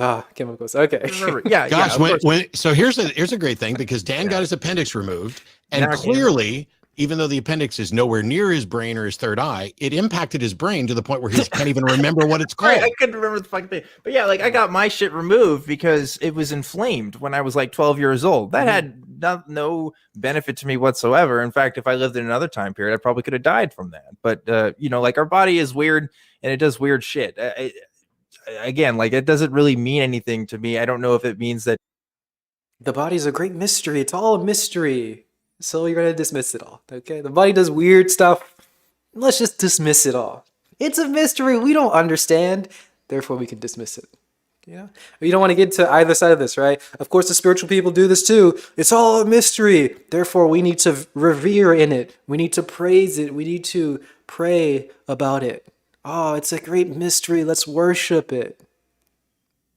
Sure, do your thing, I guess.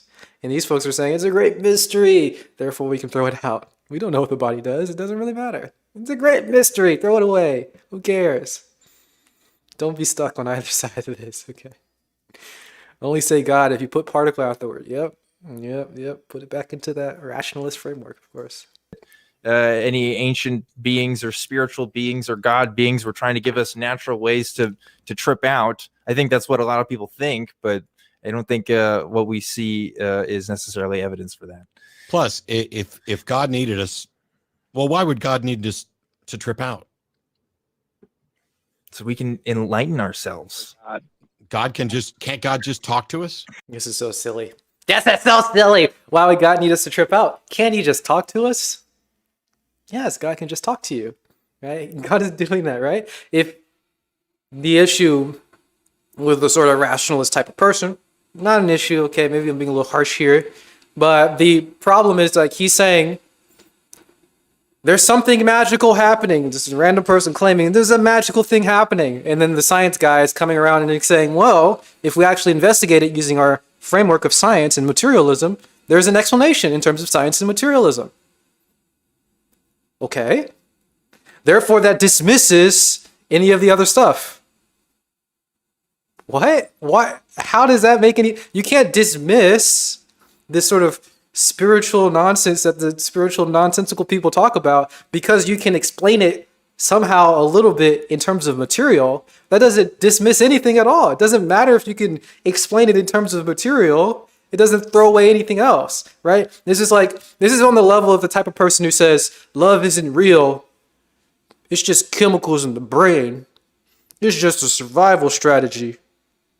It's just history and species just want to survive so they connect with people and it makes it easier to be successful so love isn't real. I'm going to be sad because love isn't... Dude, experience the love, man. Love is real, right? You can feel it. It doesn't matter if you can explain it with chemicals in your brain. It doesn't change anything, right? So just because God speaks to you and then you say, let's investigate, God speaks to us. Let's take a look. What happened really? Oh, there was a burning bush. There are mushrooms involved. There's DMT. Oh, there's a pineal gland. Oh, there were dreams or something. We can explain it partially. We can explain it a little bit. So therefore, we can throw out the mystical things, right? That's silly. This is silliness, okay? If you look at the world with a rationalist lens, everything will be rational. If you look through the world with a materialistic lens, you're going to always see things as material. Always. Always. This does not dismiss anything that comes out of that. This does not dismiss, your love is not dismissed because we can explain chemicals, right? It's not dismissed. So God speaking to you is not dismissed because God used air particles to speak. God speaking to you is not dismissed because he used chemicals in the brain to speak. You don't dismiss these things because we can explain them. This is silly. The lens you use creates the world, yep. God just wants to play hide and seek. What a silly God. Isn't reality more fun with mystical God beings anywhere? True. It's more exciting. Love is real because it never changes. Love is always love. That same love. Get that information, otherwise it would not be available inside the loop. Long time ago, we said we knew certain meat would kill us. There are demons inside the animal. Now we say it's bacteria. Oh, man. Just because we have a different word to explain the same phenomena, now we're so totally rational beings here. Now we're justified because we use slightly different language to explain everything. This person is possessed.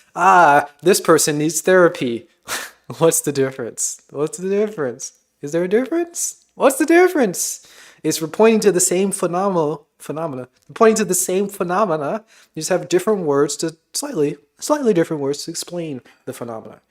This person's awakening the third eye. He can see things more clearly. Or he's tripping on DMT. Right? You guys know that old parable of the guy, he's a religious guy, and there's a flood, and he says, I'm going to wait for God to save me. Right? And then, the fire truck comes or something, and then the news says, hey, you should evacuate. And he says, I'm going to wait for God to save me. And then he kind of floods a little bit. And then someone else comes and he says, hey, you got to get out of here, man. It's about to flood. And he says, I'm going to wait for God to save me. Then the water comes a little bit higher and there's a little boat comes by and he says, hey, guys, come on the boat. We got to get out of here. He says, wait, I'm going to wait for God to save me. God's got my back.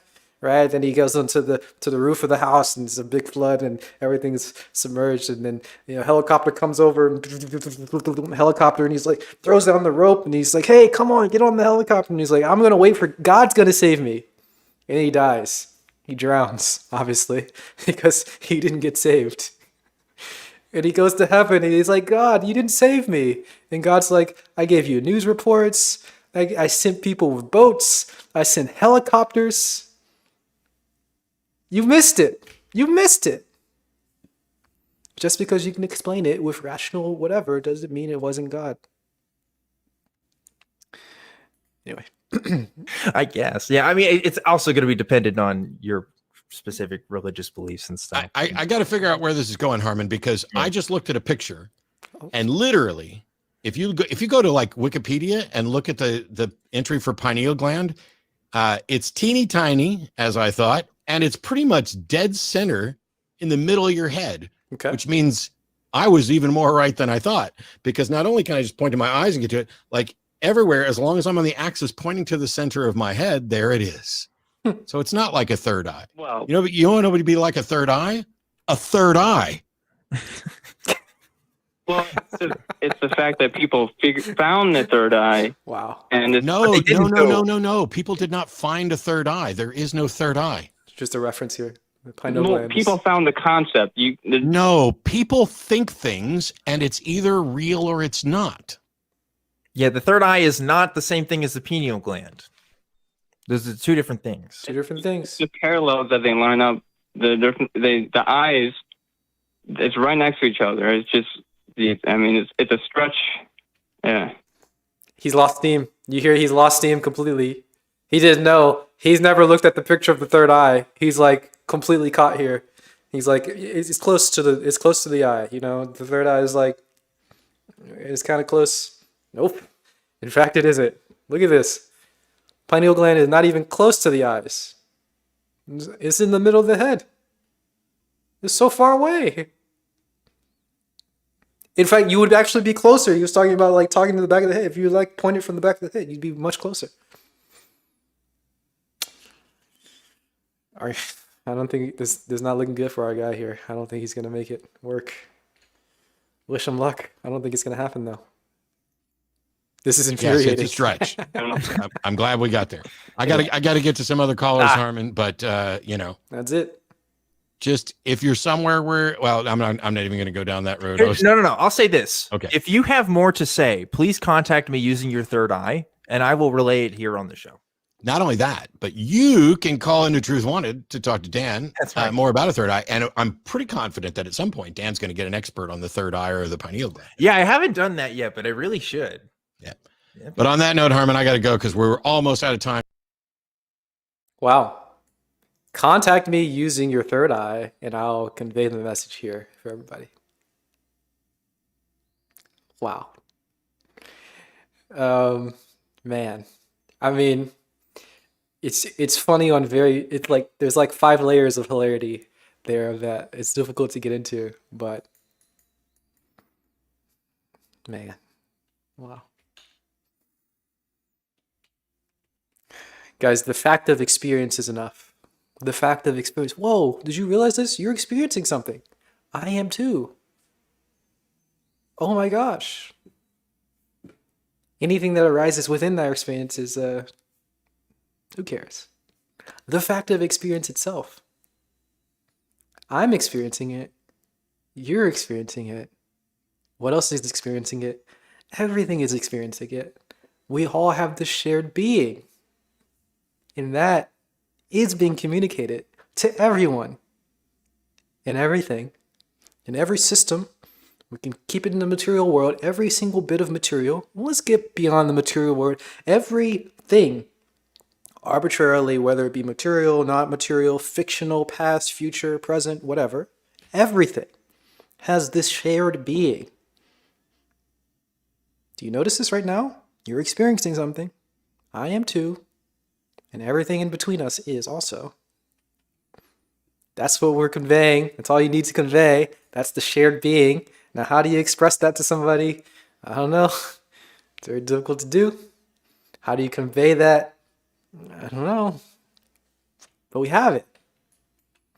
So, how do you not convey it? Interesting. Great stream so far. Well, thank you. Okay. Wow. How much fun. All right. Well, we're going to move on a little bit. We're going to learn a little bit about authenticity. What does it mean to be authentic? Now, I don't know exactly what it means to be authentic. I know people have different ideas of authenticity. And we're going to learn a little bit about the history. I don't know if it's going to be completely a historical document. It's called The History of Authenticity. So we're going to learn about that. Before we start, I kind of want to just give a little bit of a random thought that I have personally. Default mode network. Should we start with default mode network? Do you want to start there? Let's think about this. Like for authenticity, is it more...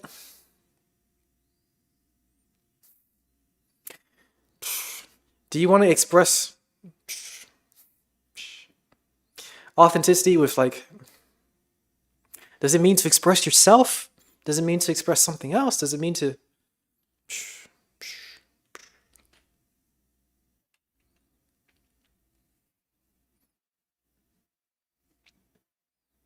I'm already jumbled. I don't know what I'm saying. Maybe we should look at the default mode network. Okay. We got Michael Pollan dissolving the default mode network from simulation. Oh, we like simulation. Look at Atlas. Very short video. And what is the default mode network? Brains on trial. Interesting. Also a short one. Am I releasing Steam? I guess so. Okay. Before we get into authenticity, all right. Clearly my thoughts are not very well formed on authenticity at the moment. So we'll skip authenticity. We'll go into default mode network. Very, very short. Couple short videos we can watch. Let's check it out. We're going to start with Atlas because we like Atlas from simulation. He's a dear friend, at least in our hearts. We don't actually know him for sure and for real, but he's a dear friend of the stream. We watch a lot of his videos. He's a cool dude. Atlas. So I can potentially give you an opportunity to talk. This is an atlas? Oh. Do other people stream on this? This is mind-blowing to me. I thought that simulation was just Atlas. Apparently it's not. Okay. Well, there you go. Simulation. A little bit about the default mode network. Can you talk some about that and just the potential value in dissolving the ego? Yeah, thanks for bringing that up. Ego. The neuroscience that I learned about was, to me, You guys hear that? Is that- actually the most exciting pretty part quiet, of right? doing this book. Is that too quiet? Can you guys hear that? He's wondering about the default mode network and ego, whatever that means, and the dissolution of both of those things, I think. You guys hear that? About that and just the potential value in dissolving the ego? Yeah, thanks for bringing that up. The neuroscience that I learned about was, to me, intellectually, the most exciting part of doing this book, and that really is where we're learning what we're learning about consciousness in the mind. So when neuroscientists first began imaging the brains of people on psilocybin or LSD, they would actually inject someone with the medicine and slide them into that fMRI tube. And if you've ever been in an fMRI and you've ever tripped, imagine combining those two things. Nice. These volunteers, Yeah. deserve a hand. I That's declined to be in this study, actually. That is serious volunteer duty. What they expected to see, though, was, and this work was first done at Imperial College London by a brilliant neuroscientist named Robin Carhart Harris, who I profiled. Another white male, I'm sorry to report, but there it is. And so they expected to see lots of activity on the fMRI, and consistent with the fireworks that people report. But what they saw instead was a reduction in activity in this one particular network that happens to be very important to our sense of self, and that is the default mode network. And this is a set of structures in the midline of the brain that connects structures that are within the cortex, the evolutionarily most recent part of the brain that has our executive function and higher order functions, with deeper, older structures involved with memory and emotion. And it's a hub in the brain. Lots of signals pass through it. It's like a Grand Central Station or something. And then it's also a regulator. As Robin calls it, it's the conductor of the neural symphony. And so what does it do? Well, it's involved in self-reflection, as far as we know, and self-criticism and rumination. It's where your mind goes when it's wandering or worrying. It's involved in time travel, the ability to think about the future or the past, which is very important to a sense of identity. Without a sense of time, you don't have a sense of identity. No time, no identity. I like this. Very It's clear. involved in theory of mind, which is the ability to imagine mental states in other people, which is critical to moral reasoning and ethical reasoning. And it's involved in something called the experiential self. This is Experiential kind of self. where we generate the stories that connect what happens to us at any given time to this, the story of who we are. So how interesting that when this network goes quiet, or appears to on an fMRI, that's when people report an experience of complete ego dissolution. What good is that? Well, the researchers, are still speculating about it. They do think that ego dissolution, which... Have you ever time traveled? Have I ever time traveled? Let me think about the past, see if I've ever time traveled. Some refer to as the mystical experience. I actually think they're pretty much the same thing. One is a spiritual vocabulary, one is a psychodynamic vocabulary.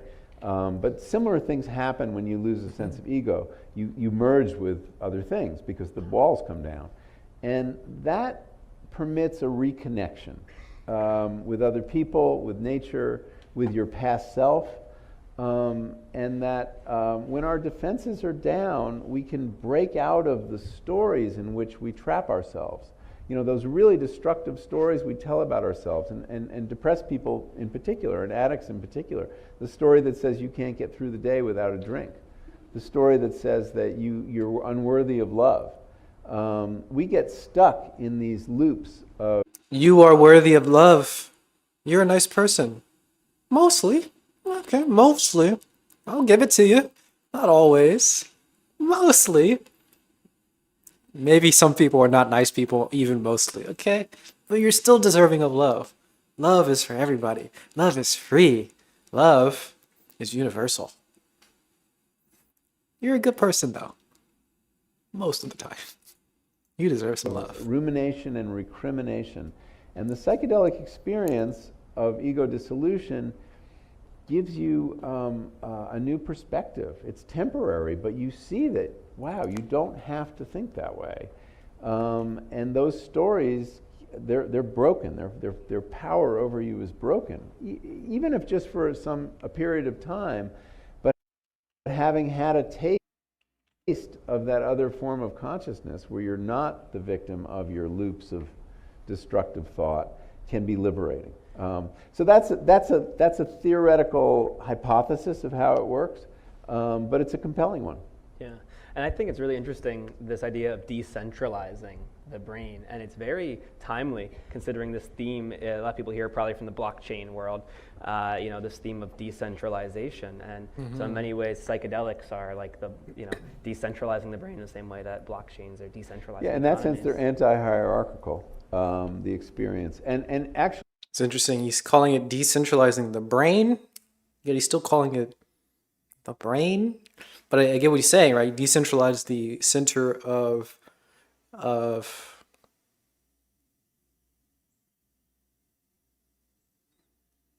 perception, maybe, or interacting in the world, or what do you call this? Engagement?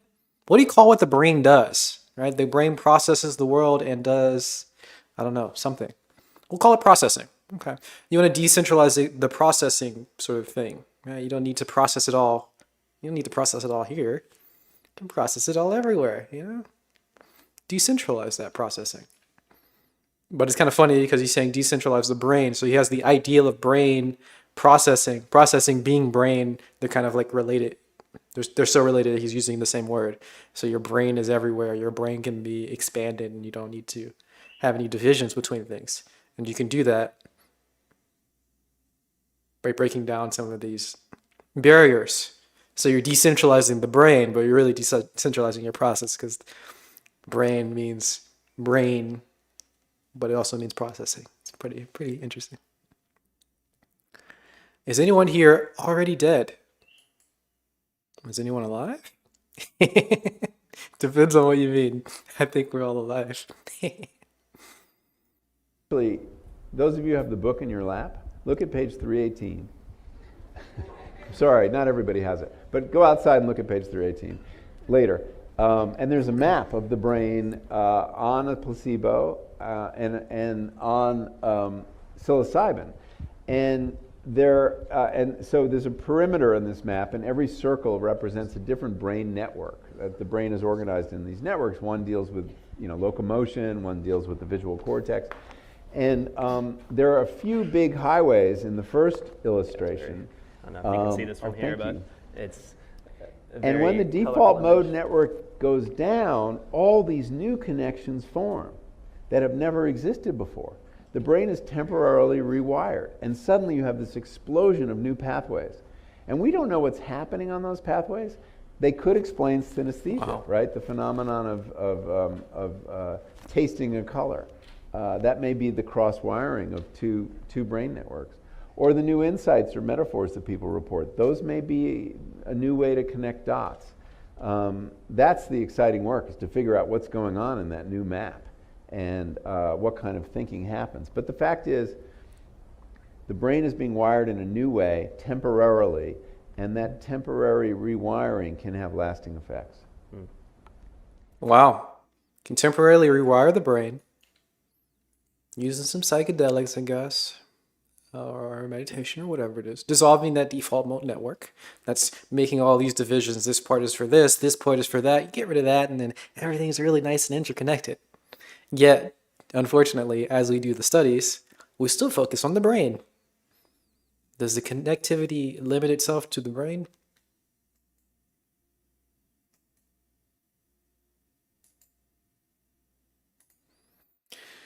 But that didn't really give us too much information. We'll continue a little bit more. Whoa. This is much louder.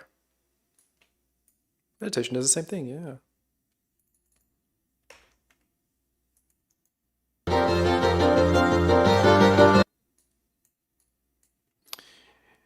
You take care of your beloved body as just a poor mortal servant. Oh, wow. Can't sustain what you call Satori for too long. Garden of earthly desires. Oh. The painting by Bosch.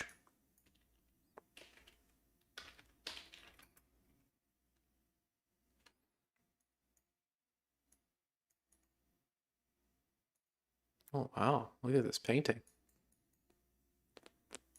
Is this our life? Oh my goodness.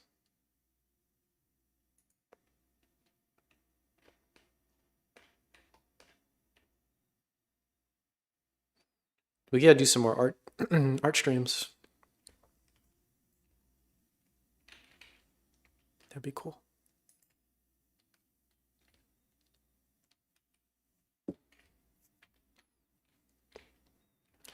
Okay, more default mode stuff. Let's see if we can get a clear. Jesus, so loud. A simple understanding of the default mode network.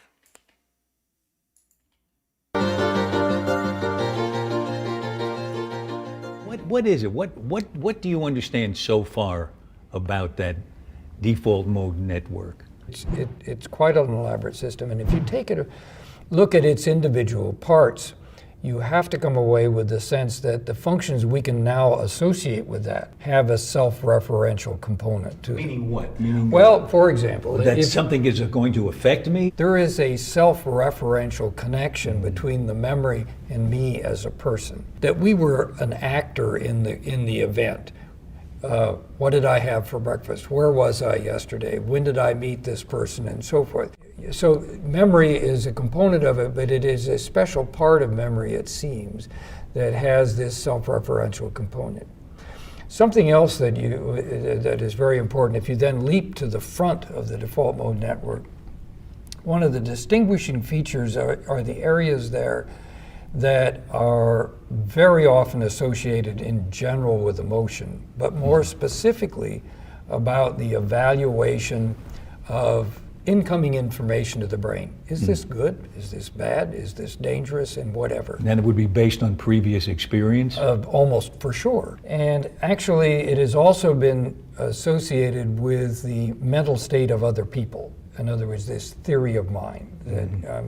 The default mode network is involved in the theory of mind? It's some suggestion that it might be. In other words, your beliefs, desires, and intentions are very important to me, or should be. How do you cope with knowing that about the default network? How do you apply that to people in prison who have not acted in their self-interest and are in fact highly self-referential and have tremendous self-esteem because they think they can outsmart the legal system? They think, well, if I do it right, I'm not going to get caught. When you then look at how the default mode network, in fact, was discovered, was in a context in which people were engaged in a task that wasn't self-referential, that it caused them to essentially lose themselves in the task. And so the network sort of damped down. Damped down. Yes. And so there is this give and take. Then you come into a situation where you have people that act as if they lack self-control, they're impulsive and the like. The question maybe like the boy in our story. Yes. Okay. The question then comes up, well, how is this set of affairs working for him? In other words, when he's in this challenging situation, was he able to give himself the time to look at the circumstances and realize the consequences of what he was doing? Well, obviously he didn't. He did what I think one might say was a reflexive, if not impulsive act. He heard something, saw something, spun around, pulled the trigger, and somebody was gravely injured. But it's the question then, what was governing that kind of behavior? Who was in control at that point? Well, now here's the part that I don't get. If the default mode network is acting when you have less control over your impulse. But the default mode network is the one that keeps you regulated, keeps you aware of what's good and bad for you in terms of other people and in terms of your own well-being. Why wouldn't it want to refer to something a little more thoughtful before taking that action? There are two elements to the attention system. One is the red flag. So I'm in a room, and you and I are having a conversation, and I hear somebody behind me speak my name. I'm going to be alerted to that. I'm going to break up what I'm doing. Now, I think the trick is with self-control and impulsivity is what is the balance between these two? How are they lined up in terms of their relationship with each other? And it's there that self-control emerges. It isn't that even in the impulsive incarcerated juvenile that their default mode network doesn't go about business as usual. But it's putting it in a situation where you need to call upon the other system to step in and assert its balance or its role in saying, hold on a minute, default mode network, let's take a look here at what's going on. That balance is somehow or other not set right.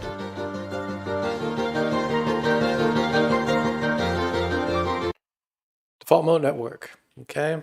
The thing that references you, the thing that references time, history, so on and so forth, that makes you you.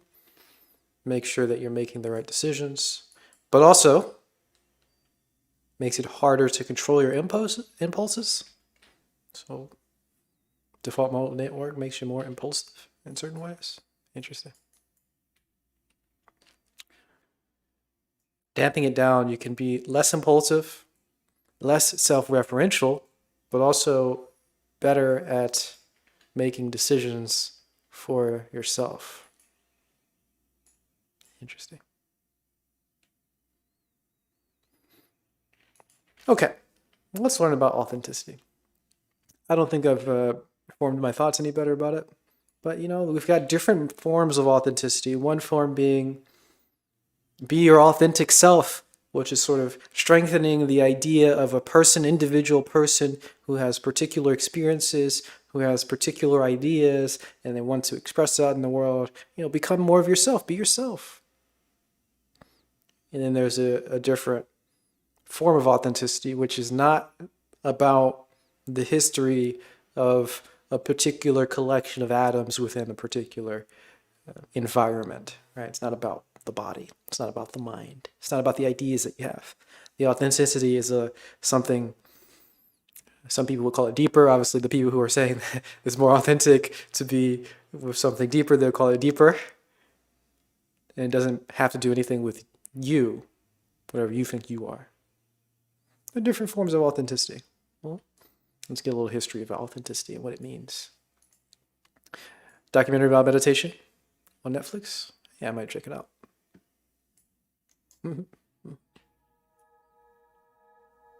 I want you to do me a favor. Close your eyes. Focus now on how things enter your mind. Where are you? Notice the sounds around you as they appear in your consciousness. Now, concentrate on my voice, on how it's guiding you to do something. Now, direct your attention to whatever sensations you can feel. The feeling of the chair you might be sat on, your feet on the floor. Focus on how your emotions, you might be happy, sad, tired, energetic, are presented to you. Now, all of these things are like objects to concentrate on. They're almost separate from your consciousness, as if your conscious focus selects them, shines a light over them, like a torch. Okay, return to my voice. Focus on it. It's entered your head, motivated you, prompted you, driven you to do certain things. Now, say the first thing that comes into your head. Was that really you? Where did that word come from? A memory, an idea, a conversation, perhaps. But it's anything. really originally you, from within? Focus again on how you feel. Don't you feel like your consciousness is separate from your emotions? That you're overcome by them involuntarily? Doesn't it feel like we're all tugged, pushed and pulled around? Are we really free at all? Okay, open your eyes. What can we find that's really ours? Authenticity might... This is fascinating. So I didn't think this was going to get, into the authenticity of going beyond what your conscious experience was. You know, I went off on that for a bit, but I didn't think this was going to be at all related to meditation or anything. Now he seemed to go more on a philosophical route. So this may be Western philosophy. You know, what is really ours? Can we really grasp it? Are we really free? That kind of idea. But that was an interesting beginning here. Not the direction that I expected to go. But I'm fascinated, right? There is a big difference between different types of authenticity. What is authentically you? And are the things that arise in your consciousness you, or are you the consciousness itself? Or something even different? Are you even limited to consciousness? And if you want to be most authentic, should you be referencing these things that randomly arise in your consciousness? Or something different? I don't know. might be thought of as ownership or... What's up with this eerie kind of ominous music in the background though? It's kind of strange.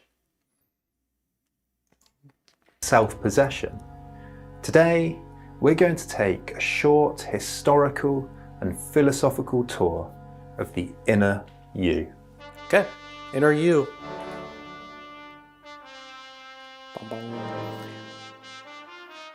Today, supposedly anyway, we're free.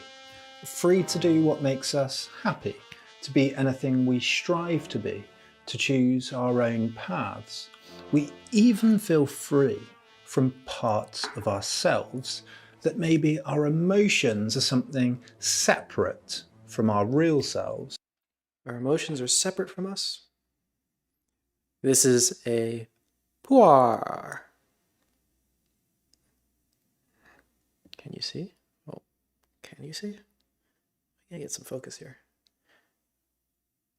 I don't know if we're getting any focus on this, but it's a puar, and it's quite nice. From Taobao, so not anything special. The random thing from Taobao, from MXT, I don't have it nearby. I don't know exactly what it was. It wouldn't be worth sharing away. It's pretty good though, but it's not great. It's a puar. That there's a real self beneath them, a supra inner rational core that seems to transcend everything outside of it, that's somehow higher than those fleeting emotions that make us do things that aren't really us, don't really feel like us. We might think of an onion. The outer layer is the outside world. Then we have emotions, beliefs, maybe our bodies. And then right inside, our thoughts, our consciousness interacting with all of the other layers. And then unconscious desires, maybe. What's right at the center? Is there even a center? The history of the search for authenticity has sought to understand this onion. What is there? There's these things on the outside. You've got lots of things on the outside, things that express themselves, maybe things that you can point to very easily, outside stuff. You've got things on the inside, your thoughts, you've got emotions, so on and so forth. And you've got something that's a little bit more secret. What's that? I don't know. It's a secret. What's that? I don't know. It's a secret. Amber Gaba Oolong. Very good stuff. Very good stuff. Nice. It's been approached in many ways. Sometimes as a revolt against the outer layer, against standards given to us by society. Other times as taking off the mask or the layers, or rejecting reading a script that's like the outer layer, a script that someone else has written for us, whether God from the Bible or society and its rules. Philosopher Jacob Golem writes that the concept of authenticity is a protest against the blind mechanical acceptance of externally imposed values.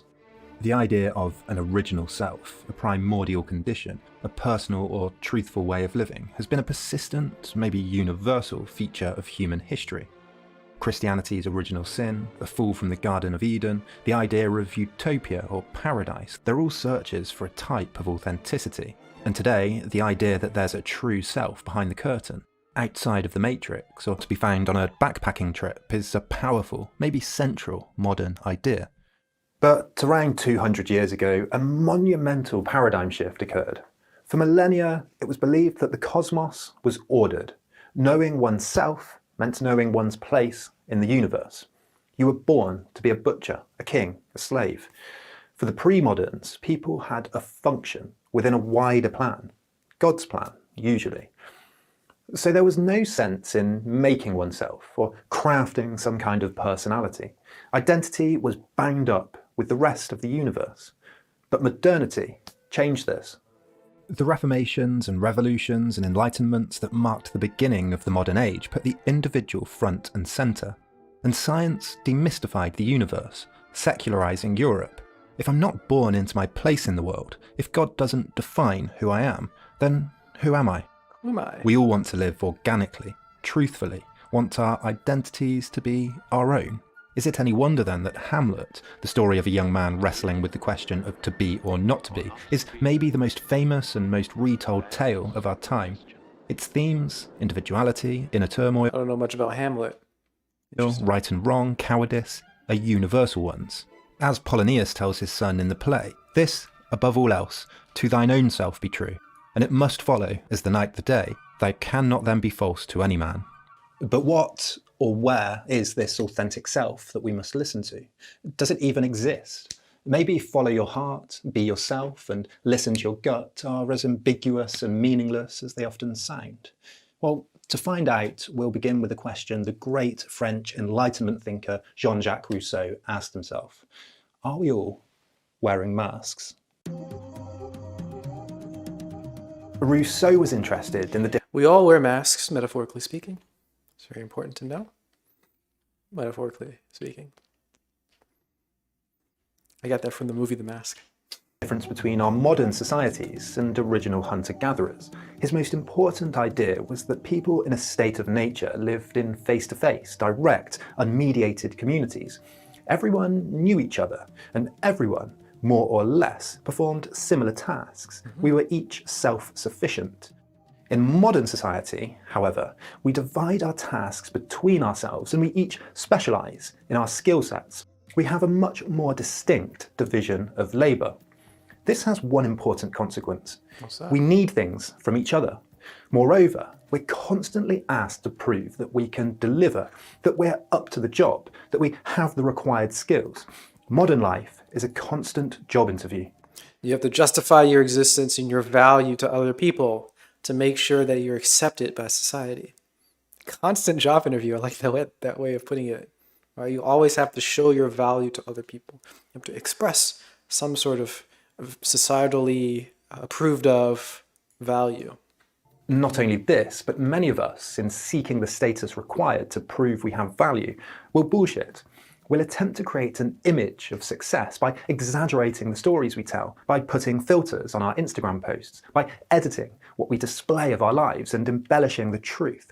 So ultimately, the competitive nature of modern life forces us to wear masks that aren't really us. Rousseau's solution... Now, he's saying that this isn't really us. I like to go a very different route here. Personally, I don't really like to tell people who they are. You can be whoever you want to be. You are whoever you say you are. I am whatever you say I am. I get that from Eminem. If I wasn't, then why would I say I am? Right? Anybody can define themselves in whatever way they want. It's pretty arbitrary. I can say that I am whatever the society wants me to be. And that can be me truly, authentically. Or I can say I am whatever God wants me to be, and that's me, authentically. Or I can say I am the thing that underlies all of the values or all the things that you want to add on top of it. And that's authentically you too. So some people can be an expression of the society. And you can kind of figure it out for yourself. You can kind of feel it. Sometimes there are people who just have their identity is tied with the society or tied to their family or tied to some other group values, and they don't have to generate the values themselves. And that is extremely acceptable. Extremely acceptable. You can be that. So you can be the society's values. Is a classic one. Follow your heart. Don't edit. Do what feels right. But what does this even mean? Well, he thought that when we embellish the truth, do what feels right. You can also be your emotions if you like. Yeah, whatever. We selectively draw upon certain facts. We omit certain details or you can just say I am, right? That shared being that we all have. We can all notice that, you are whatever you want to be, sure. You can be whatever you want to be. But there's something that we all have in common. The fact of experience or the fact of existence, however you want to put it, we all have that in common. We can all agree on that, right? Do something because we think it will please someone else. But if we focus on our feelings rather than the facts, we might find that we were selective of certain facts because we felt a certain way in a particular moment, ashamed, insecure, jealous. Rousseau wrote the first modern autobiography, The Confessions, which encapsulated this idea. Write confessedly, unedited, warts and all, about the things that you've done and the feelings that motivated them. In doing this, he says, you'll get to the truth. He writes, to get to the truth. That's an interesting way of putting it. But yeah, it's very freeing to be able to write down all the stuff that you want to write down and express, I guess, and maybe get around a lot of the blockages and sort of mental loops that a person may have, which can be a very interesting way of not feeling particular emotions. A defense mechanism against feeling a particular emotion. A very simple blockage. And if you write things down, you don't have to keep thinking about them. You can actually just get to the emotion and feel it. Right? So it'd be very helpful to free yourself from that. And you can start to feel your emotions. And when you start to feel your emotions, then they don't become problems to block you from actually investigating the world with any other method of investigation. And you can get closer to what he's calling truth. You can get closer to something. You can understand the world in different ways. You're free from being blocked in this sort of emotional loop. I have only one faithful guide on which I can count, the succession of feelings that have marked the development of my being. I may omit or transpose certain facts, or make mistakes in dates, but I cannot go wrong about what I have felt, or about what my feelings have led me to do. And these are the chief subjects of my story. So we see two key concepts in Rousseau that we might find parallels with in later thinkers. First, the importance of emoting, and second, the need to express that emotion in writing or in art. What we see in Rousseau is a type of expressivism, that we should take our inner experience and express it outwards into the world, turn it into art and literature, into creativity. Life should be turned into a great novel. Now, Rousseau had a thunderous impact on European culture, on the Enlightenment, on Romanticism. Painters, novelists, philosophers, they all quoted Rousseau and the idea of emoting. In fact, there was a cult of Rousseau. He was the first. And it's kind of cool, right? You want to express yourself, and it's really cool. You can express your emotions and whatever. But then, if we investigate a little bit closer, we start to notice that sometimes the goal of expressing, the want to express, the act of expression, the idea of expressing something in the future is an ulterior motive that can actually taint the experience that you have. There's a very, very big difference of having an experience without thinking about trying to express it later, right? And just having this experience. Just have the experience so you can actually fully have the experience, as opposed to having the experience, filtering it through particular ways so that you can express it better to people, so you can express it in a way that's exciting to some people, so you can express it in such a way that is societally accepted, and so on and so forth. Expression is an ulterior motive which will block you from actually experiencing. That's how I would put it, personally. If you want to experience something, You experience it and that's it. You just experience it. Don't need to express it. If you want to express something, that's cool too. Express. And then you filter all of your experiences in a way that makes it more expressible, that makes it more exciting for people. And that's also very cool. I like this. I like narratives. I like, talking to people, and it's very cool. But when you have that ulterior motive, you're not experiencing the thing. If you're trying to express, you're not experiencing. You're expressing. You're gathering material to express. It's a totally valid, fine thing to do, but it is very vastly different from just experiencing. When you experience, there's no other motive. No ulterior motive blocking us. Yeah, there's no other motive here, because that's going to block you. Just notice it's like in a sort of meme way we can think about this. There's a big difference between eating some food, going to a nice restaurant, really enjoying the food, or going to a nice restaurant and taking pictures for Instagram. Right? There's a big difference between going to see the Grand Canyon and then going to, well, I'm using the same example, going to the Grand Canyon to take pictures for Instagram, right?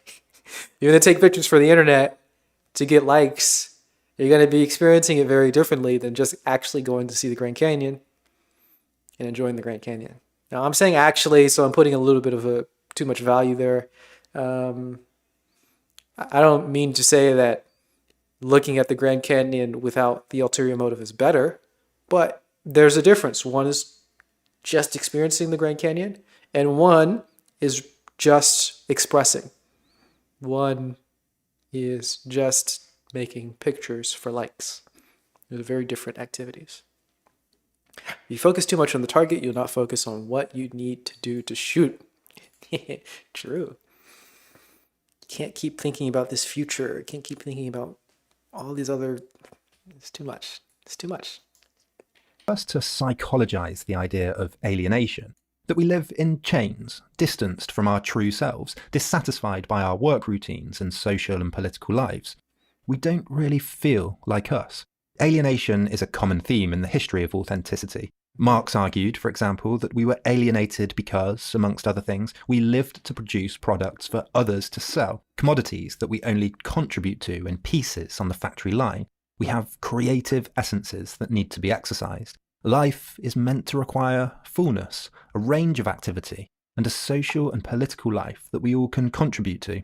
But while both Marx and Rousseau were interested in how we were meant to live, neither of them used the term authenticity. At around the same time, though, the Danish Christian Søren Kierkegaard began to try to think clearly about what it would really entail.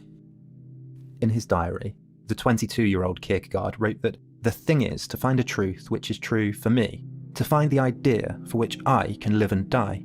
He argued that life's real calling was to take leaps of faith towards what we feel is the truth, then turn that truth inward and live it through passion and action. Kierkegaard agreed with Rousseau that authentic life required emotion, but he was also concerned that too much reflection, an excess of navel-gazing, and a wandering mind would kill action. To live was to do things passionately. In his book, The Present Age, he wrote that our age is essentially one of understanding and reflection, without passion. He knew that the truths that really mattered were the ones we decide to hold for ourselves, and that thinking, logic, and reason were all good enough tools to aid us in getting there, but could not take us all the way. There are no real exterior logical reasons that can be given to convince you to make a particular choice, to decide whether a reason given to do something has force for you within. Deciding how to live, whether to be a parent. Reason is a big spook, right? People think that they're trying to be reasonable. People think too much. They think they're reasonable, and they think they need more justifications for certain things, for any change of behavior, for anything, really. But it's really just silly. It's silliness. Ask somebody, what are the reasons for doing healthy things? I'm putting this strangely. Don't know why. Let's say a person, recommends meditation. We'll say, hey, meditation is cool. Hey, do it. They'll say, well, what are all the reasons? Give me all the justifications. Let me try to figure it out. Scientifically proven. Let's figure out why we need to meditate. Give me all the justifications. So we can use our reason to justify our behavior.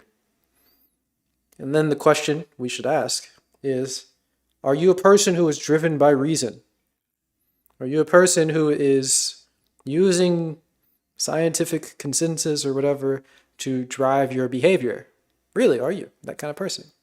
Have you looked at the literature for exercise, for sleep, for healthy foods, food intake, for sun exposure, so on and so forth? Do you use all of these things to justify every single behavior that you have? Yes or no? Maybe, maybe not. I'm going to guess most people don't.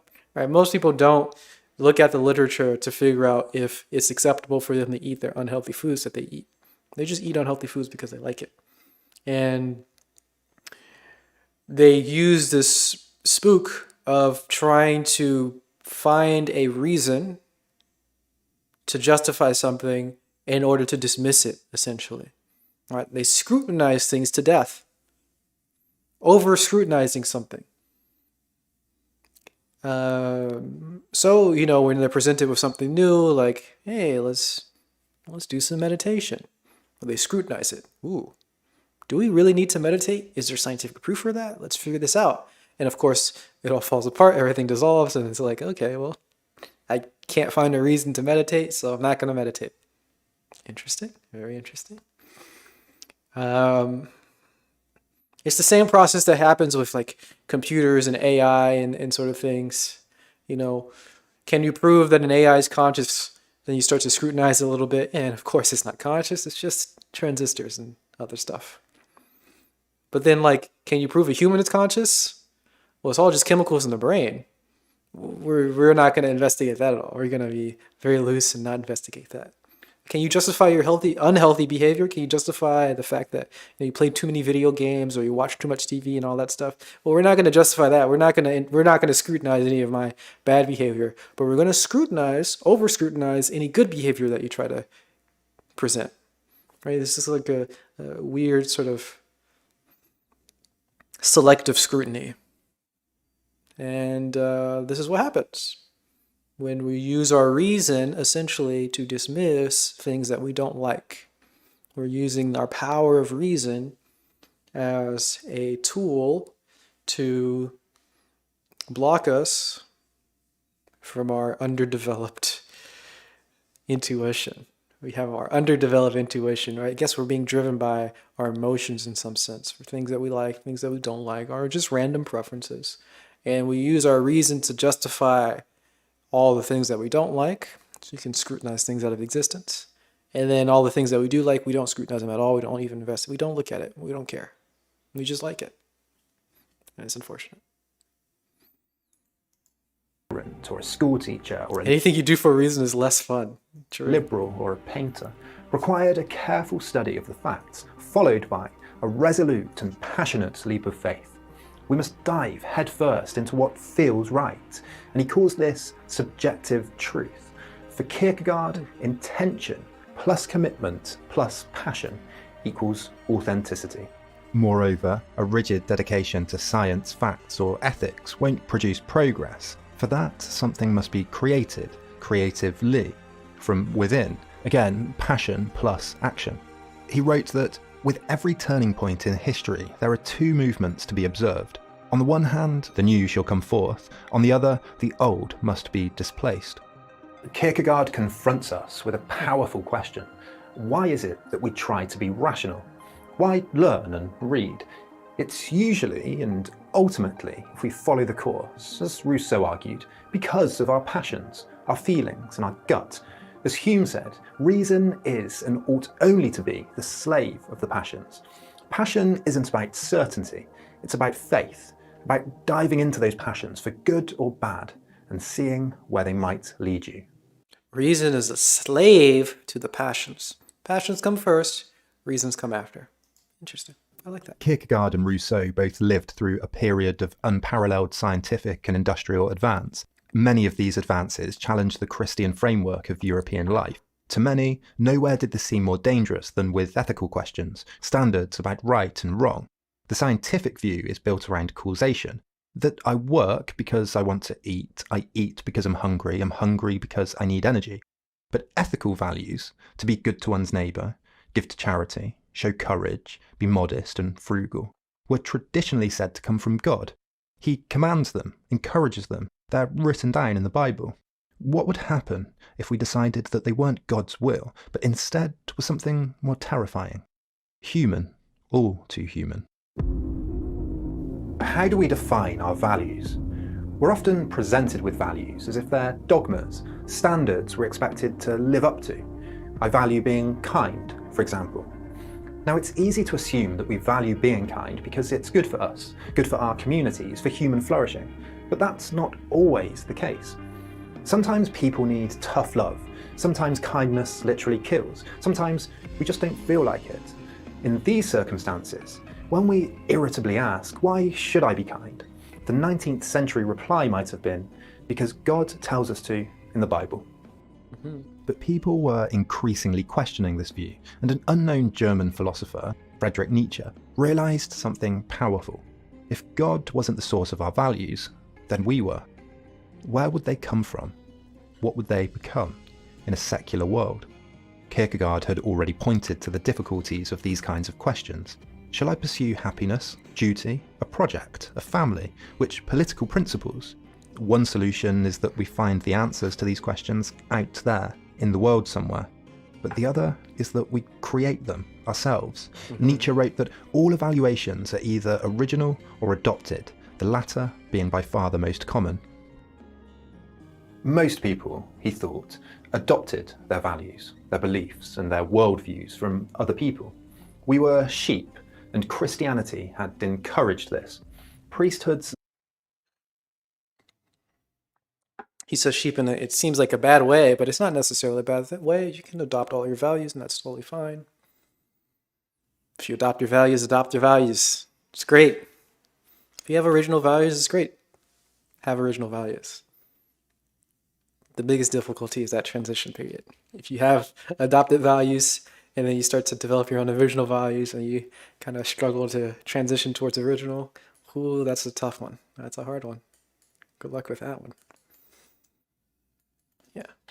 Literally adopted the metaphor of the shepherd and the flock. However, the flock had forgotten their creative power.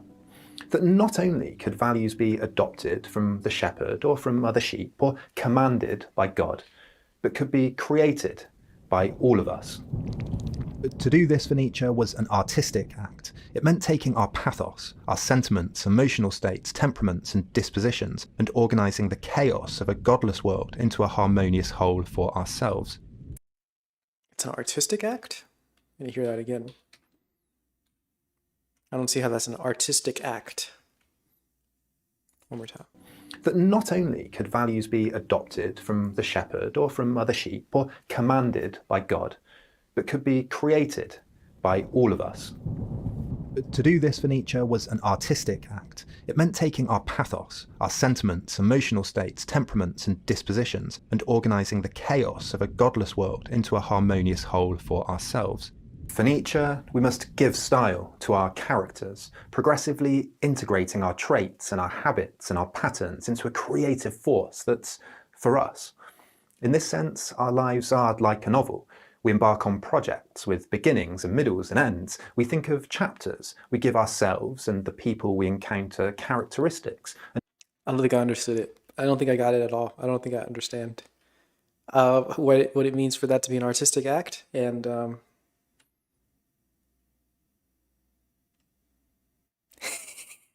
I didn't get it. And ultimately, the meaning of our life story is down to us.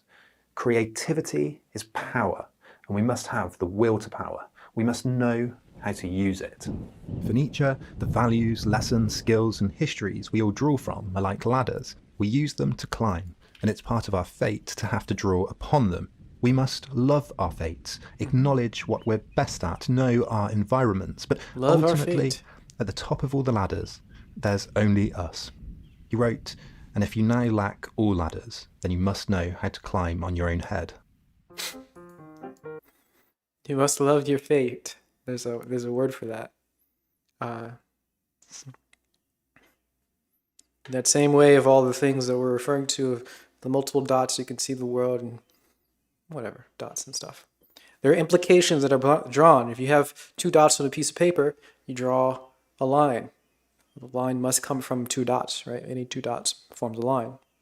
Any 2 points draws a line. So if you have a position in the world, let's say you enjoy where you are right now, you have a point in time where you feel fine, whatever. You like it. You draw that dot, point that little dot there, and you point the dot of you enjoying it. So there's the enjoyment, which is a dot, and there's the you that's enjoying it, and that's another dot. And you draw a line, and it has the implications of the entire universe all here. And you must love all of the implications. If you enjoy one point on the line, that implies all the other points on the line. So you don't have to, but be wise to enjoy all of the implications of anything if you enjoy any part of it. If you value this particular moment and you're there to enjoy it, to value it. And you have to also know that there are implications that come from that. And it might be helpful to like those implications. To accomplish means to unfold something into the fullness of its essence, to lead it forth into this fullness. Unlike Rousseau, Kierkegaard and Nietzsche, who were concerned with the way society forces us to be something we're not, for Heidegger, it's more our own anxiety and the prospect of our own death that elicits the desire for an authentic life. Why is this?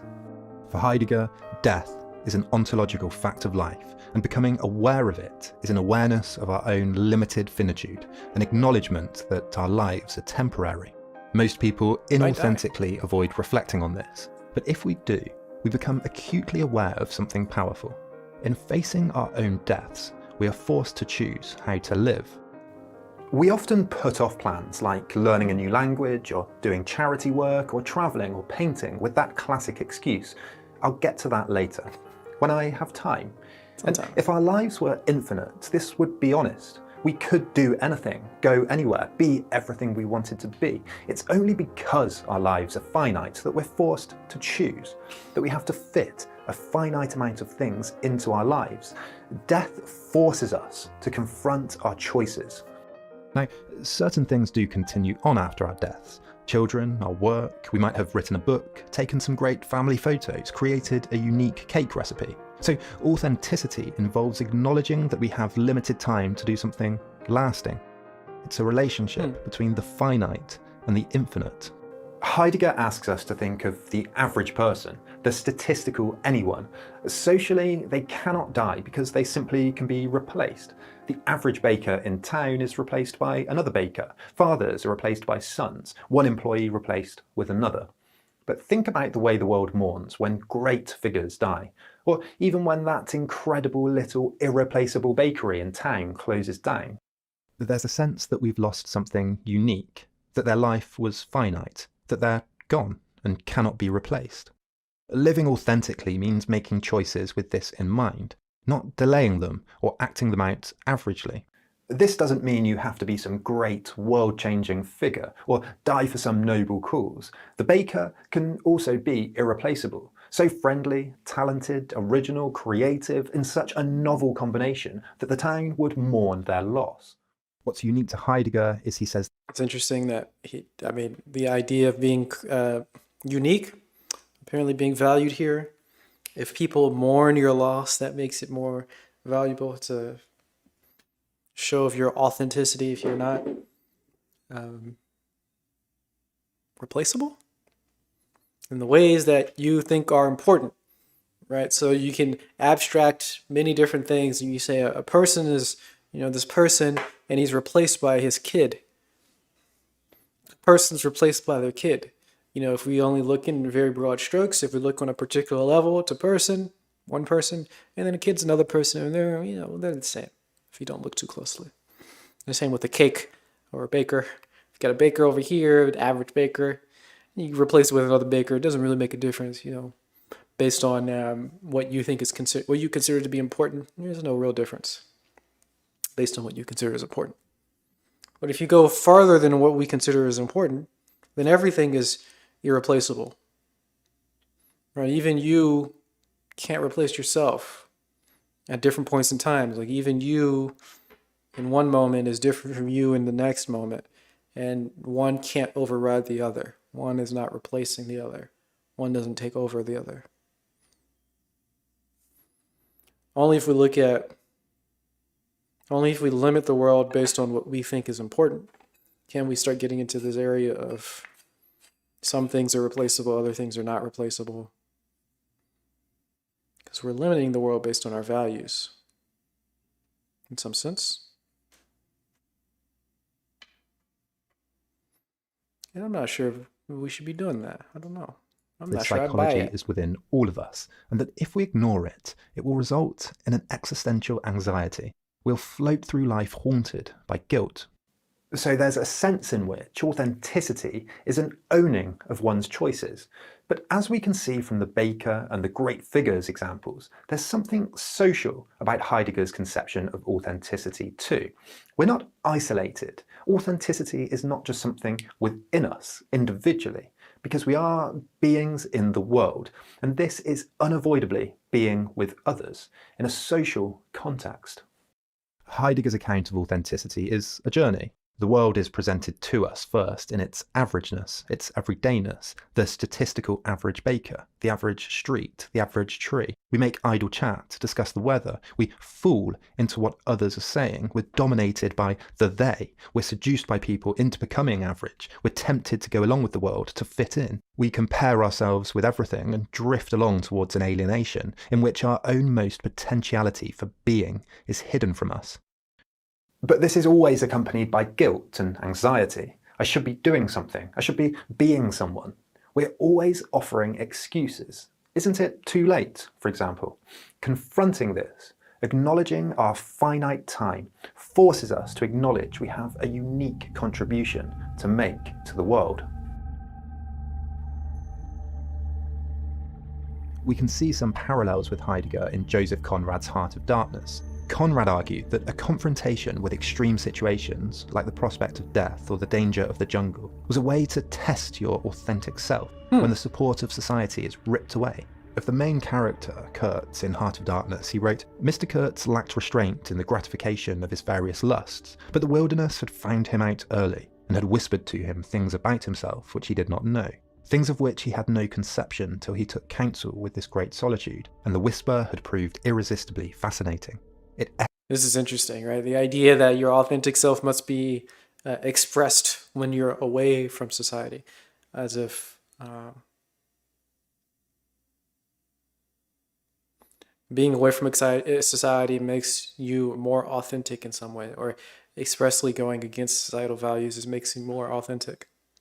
Your authentic self is that which is like instinctual, this is kind of the idea sometimes. I'm not sure I buy it.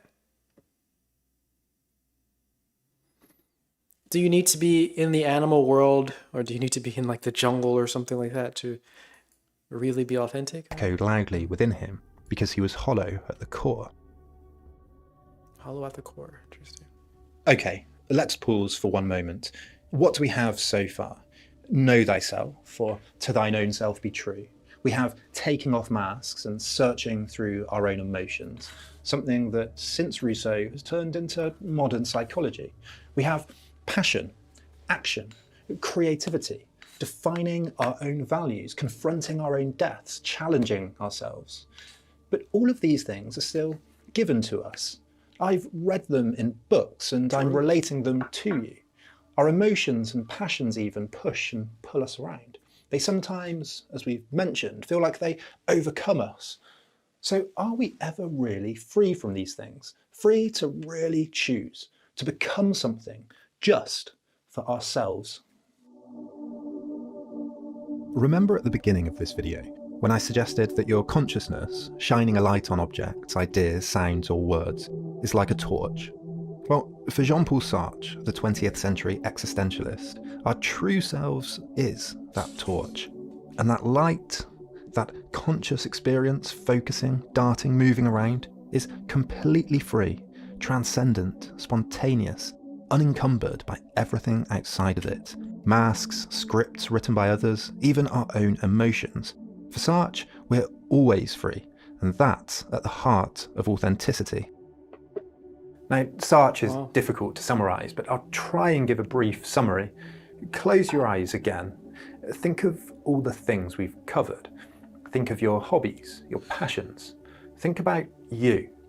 For Sartre, consciousness, like the torch, highlights these things, but it's always separate from them. Focus on the idea you have of yourself.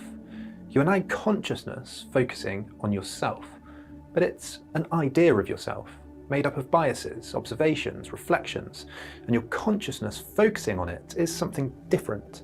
There's two different things going on.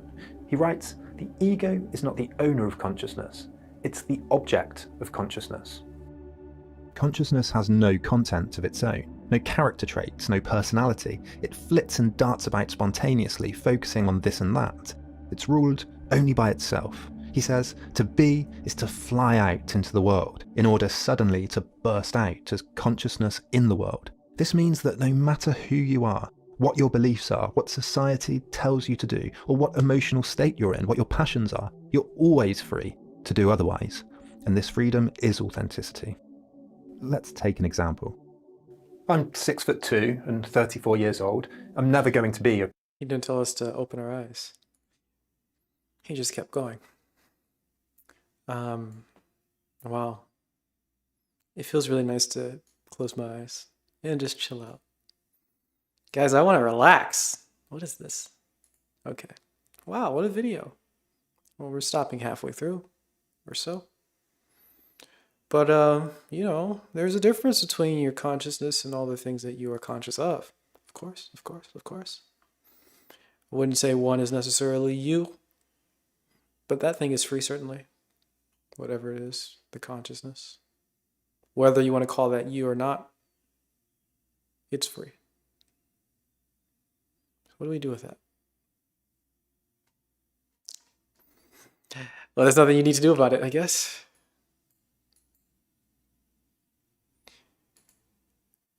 I am feeling very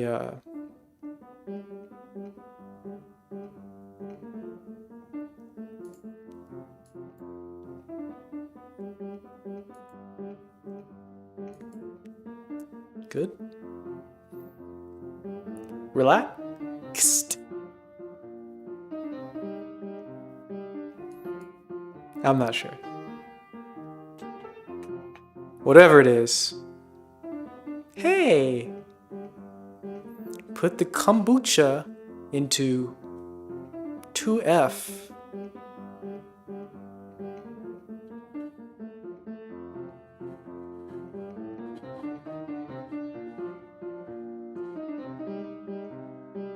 I'm not sure I understand what that means. How about guagu? Guogu? Wogu? Okay. You know, you always recommend these when I am ready to leave, but I think we can enjoy a Guogu or Lama Lena or whatever. Swamis Sarva Priyanda. You know what? We can do that. I just want to relax and chill out, but I feel like these are appropriate relaxing, chilling out type of things. I can just sit and relax, right? I can just sit quietly and absorb things with you guys. Yeah, we can do that, maybe. Being resilient. Okay, being resilient. Long video. The wheel of life. It depends. Okay, I'm not sure which one we're going to be going for. And all these videos are long, but I think that's fine. Embodied experience. Guided meditation. Practice. 2F is the second ferment where it gets flavored and bubbly. Oh.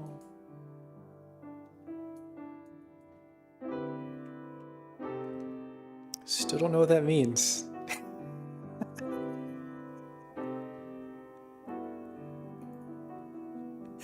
Kombucha. Okay, let me think about it. Kombucha is tea that's fermented. Apparently it gets fermented twice. And when it's fermented the second time, it gets flavored. And it becomes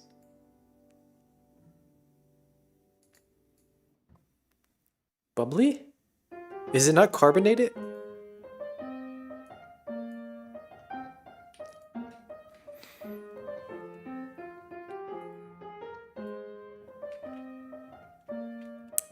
I don't understand enough to understand what you're saying.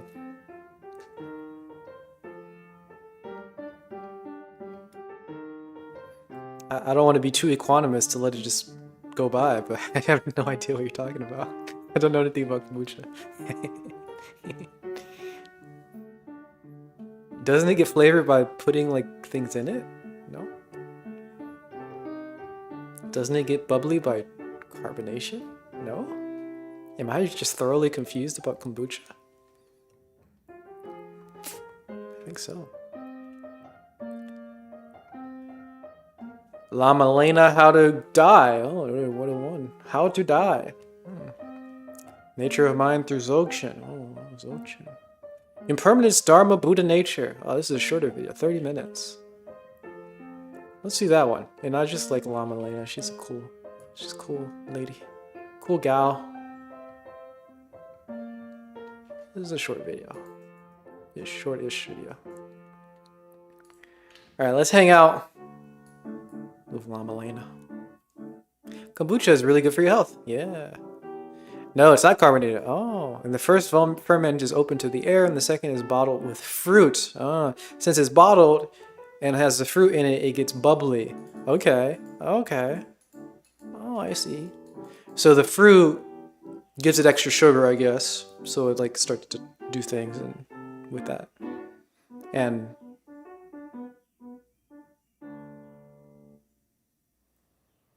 I guess the things are doing things in the things and the bacteria, or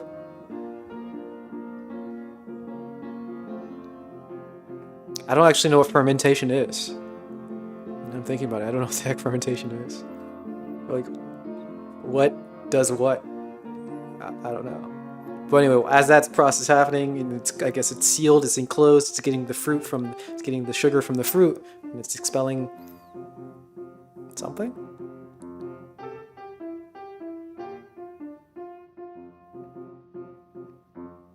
I have no idea. I'm gonna pee first, and then we'll continue with Lama Lena. It'll be very chill. This is gonna be a very relaxed part of the portion of the stream. It was relaxed a second ago. It's gonna be even more relaxed. Also, I forgot chocolate. So I'm gonna get some chocolate too. But BRB.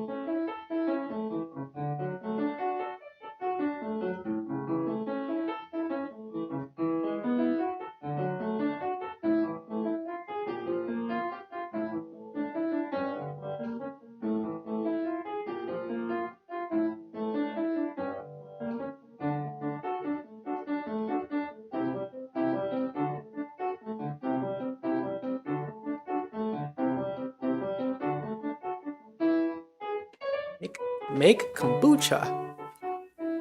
Well, maybe one day.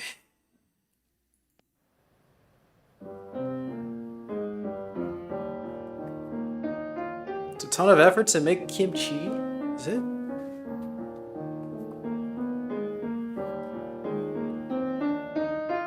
Is it really a ton of effort? That's weird.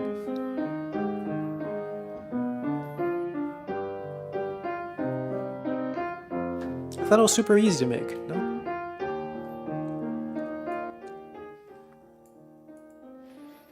I think it's a good idea to look into all of the staples of the world. Just go to any different random culture. Just look at what are the staples. And whatever those things are, you'll find that they're very cheap and usually very easy to make. So, rice, kimchi, potatoes. What are some other staples? Well, you know the staples, okay? They're staples. Should be very easy to find rice that's pretty cheap and make it really simply. Should be very easy to find some kimchi. Right? It's just like spice and shrimp and cabbage, right?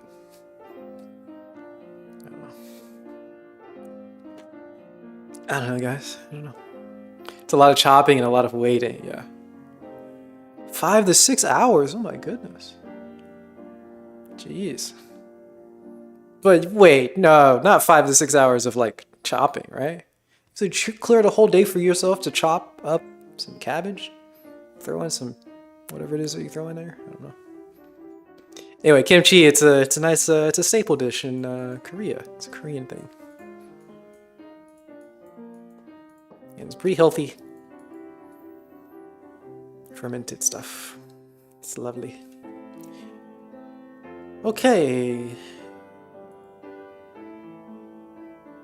Waiting for the different parts to happen. Like water to come out with salt. It's a whole ordeal. It's a whole thing. Oh, okay, it's a whole thing. You just call your Korean friends. They already have kimchi made. You know that. You get some from them. It's pretty simple.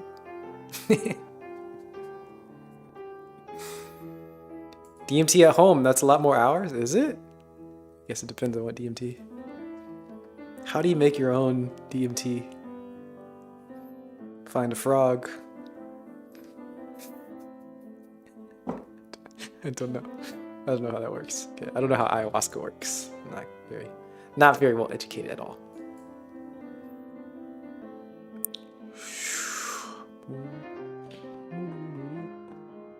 Patience, lots of patience.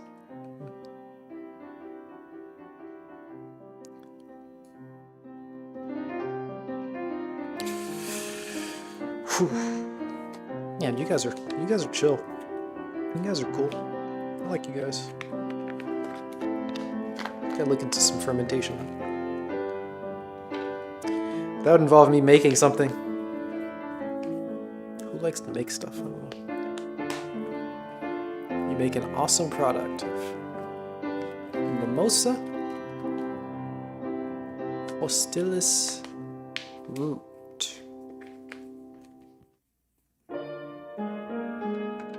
Oh wait, you're saying you make DMT? Is that legal?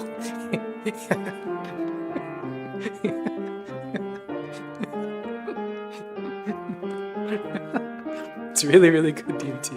Okay. Is that okay? Is that...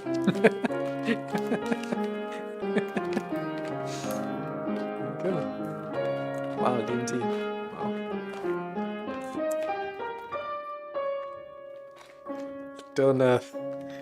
Don't admit to drug dealing on the stream, guys. This is public. We do not enjoy we do not encourage drug usage on the stream. Do I want to hear a joke? Let's hear a joke.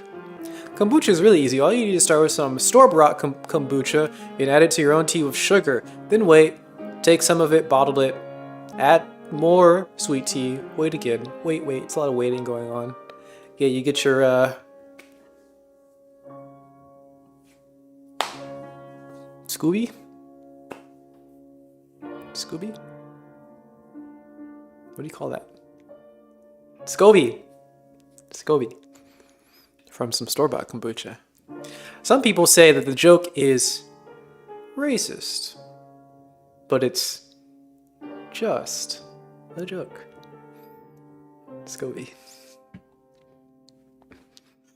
Okay, but he's not a drug dealer. Ah, okay, he's a drug manufacturer, but not a drug dealer.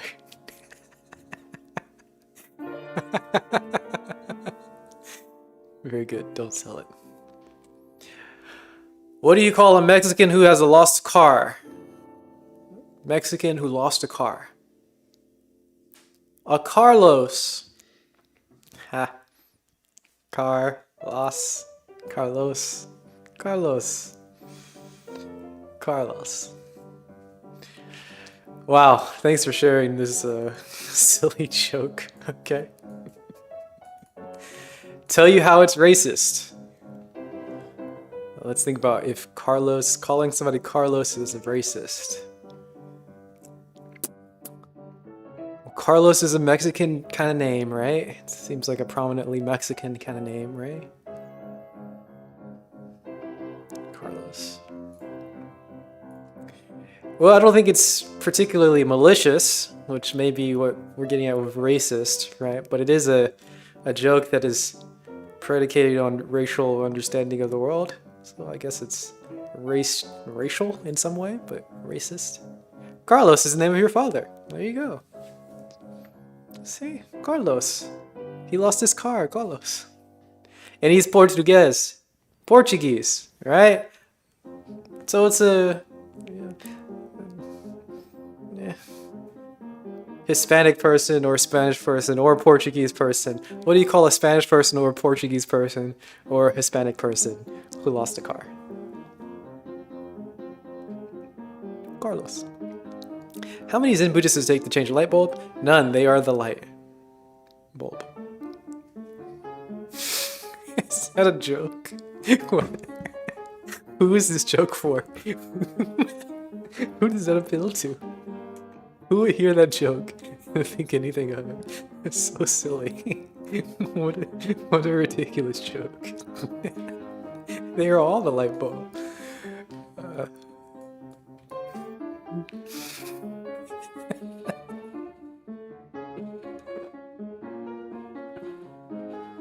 Wow. That was very good. Oh, wow. Okay, guys, this is silly. We're going on to Lama Lena. We're getting some actual deep, real, important teachings here from one of our favorite lamas. She's pretty cool. She's kind of crazy. In a good way and a bad way. But mostly in a good way. Let's hear from Lama Lena. About impermanence. The good news first or the bad and Dharma. news first? You're gonna die. You're all going to die. Me? Every one of you. Me? Everything you love. Everyone you love is also going to die. Some of them will die first. Some of them will grieve you. Everything you have will be lost. Everything. Everything you are chasing, you will probably acquire it before you lose it again. This is impermanence. I want to gain it. I want to gain it. Just so I can lose it again. Where is your enlightenment now? Ew. Chilling out, man. We're chilling out. Okay? He's heard this impermanence nonsense. Doesn't matter to him at all. We're all gonna die? Whatever. Tell me something new. You're trying to gain something, but you're just gonna lose it. Why bother? Have you noticed? That's the bad news. Almost all the sufferings of samsara have to do with the pain of impermanence.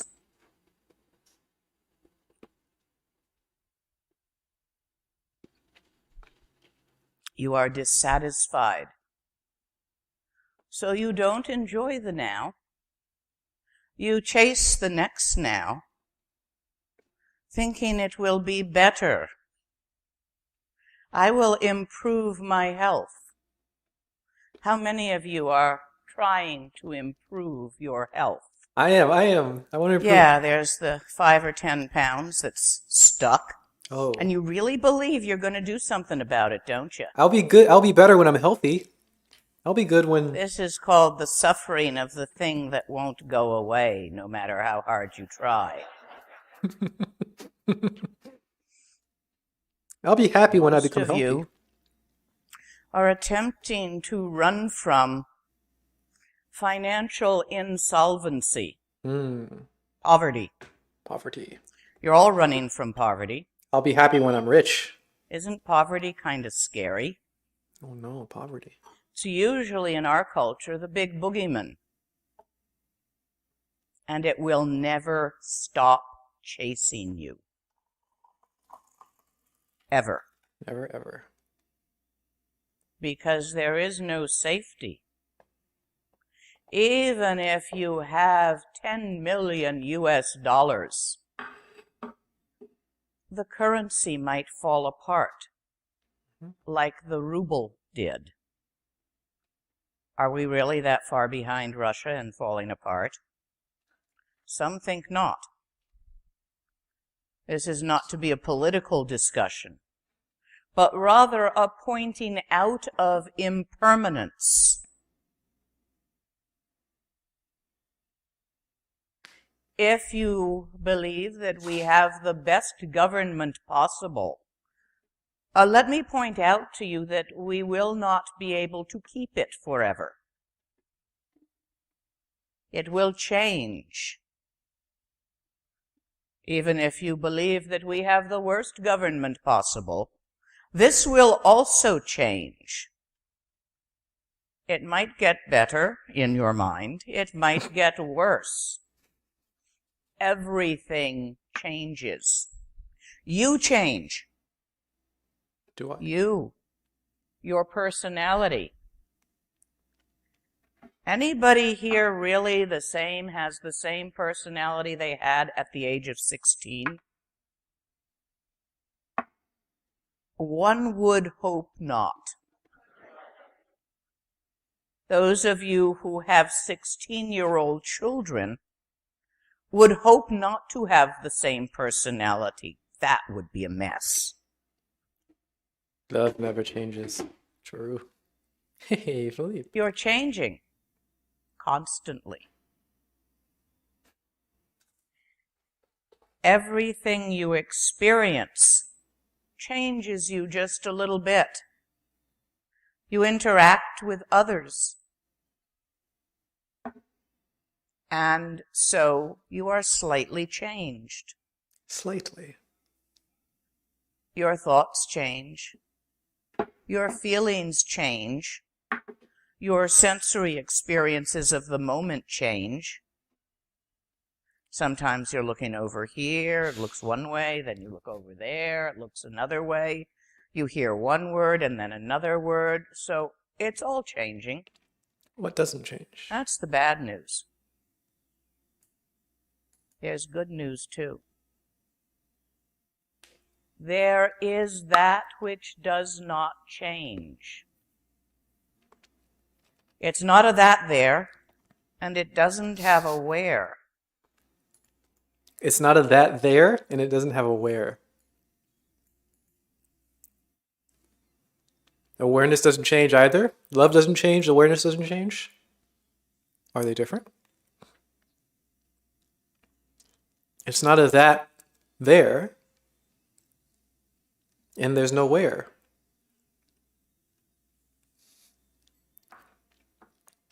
Something that doesn't change, but isn't there, or here, or anywhere. It's neither here nor there. It's neither then nor later? There's no win? You, each and every one of you, and the birds and the bugs, and the bacteria that live in your intestines and on your skin, and the littler bugs that live in them, and so on ad infinitum, this planet, the sun, the galaxies, stars, all beings, everything which is alive has Buddha nature. And that Buddha nature does not come and go. It is unborn, undying. Unborn or undying Buddha nature. The one thing that does not change. Love never changes. Awareness doesn't change. Buddha nature doesn't change. Is there a difference? The one thing. Do you take refuge? Many of you do. Understand that the only true refuge is one that you can't lose. If you take refuge in money, your spouse, your lovely home, your spouse could leave you. Your money, he could take all the money with him. Your house could burn down. Oh, no. Your investments could go badly. And the job you have could go belly up. So could the company. Yeah. If you take refuge in these things, it is not a safe refuge.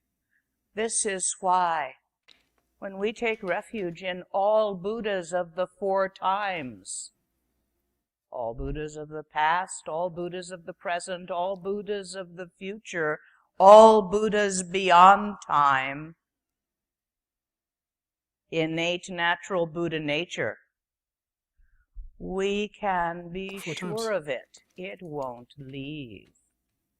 That which is unborn, undying, that which does not come and go, is the only thing you can truly trust. Have you seen your own Buddha nature? Because it's there. It was there yesterday. It will be there tomorrow.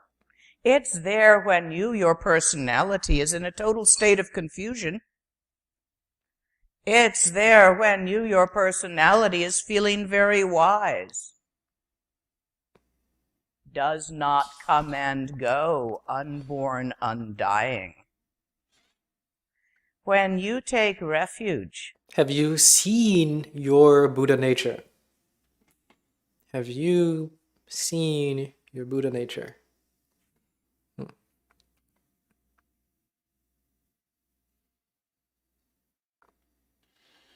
Have you? You know. Oh, you know. In defining it, we have to create separation. It's like a composition of various characteristics, but it's all the same. It's all the same. Who is you, right? Who is the you that can see your Buddha nature? Right? You see Buddha nature. A lot going on here. What's the old thing? You see a man on the Tao. How do you meet him? No, that's not the right one. I mean, it is the right one, but you know, I guess anyone would be the right one. They all fit. That's not what I'm thinking of. Oh, the Buddha. Meet the Buddha.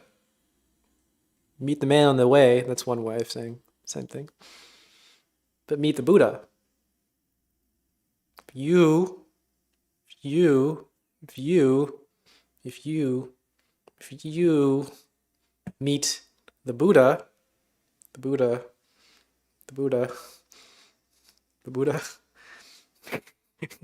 meet the Buddha, if you meet the Buddha,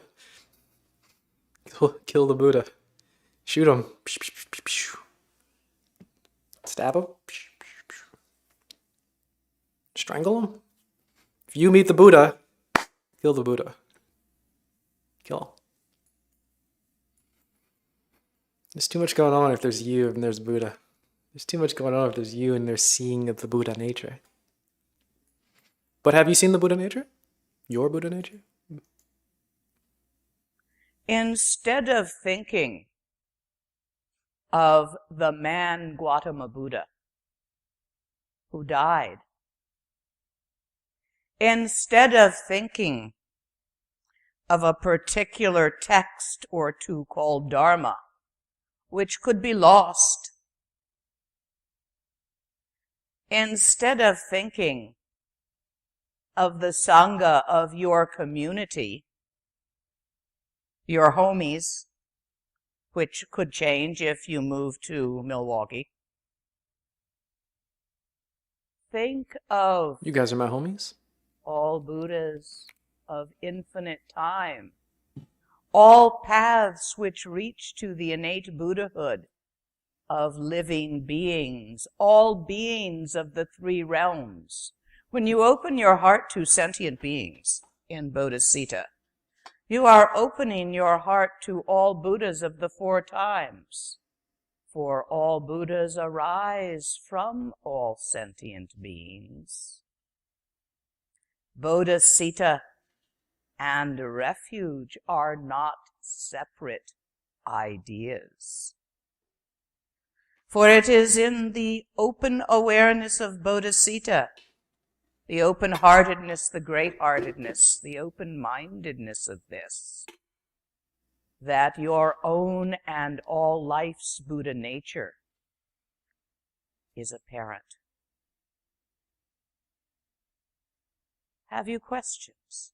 And please don't be scared of me to ask questions.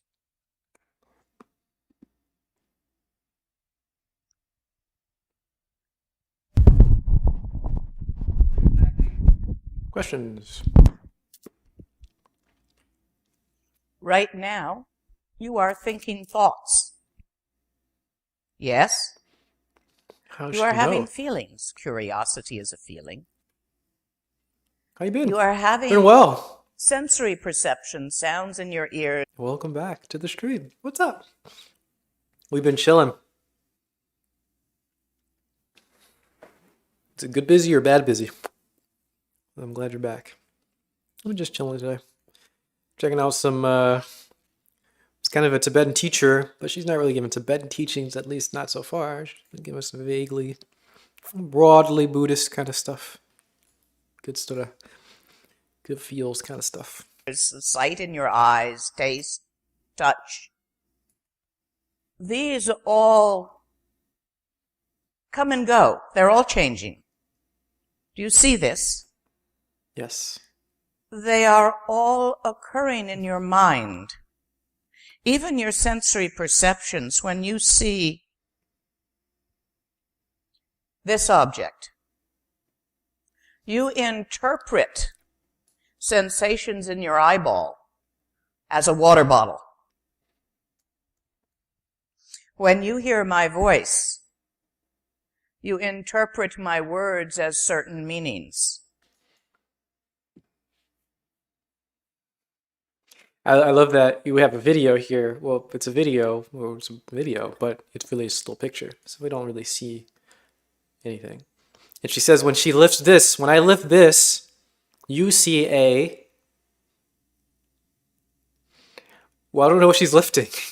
So what do you see? What do you see when you have nothing to reference?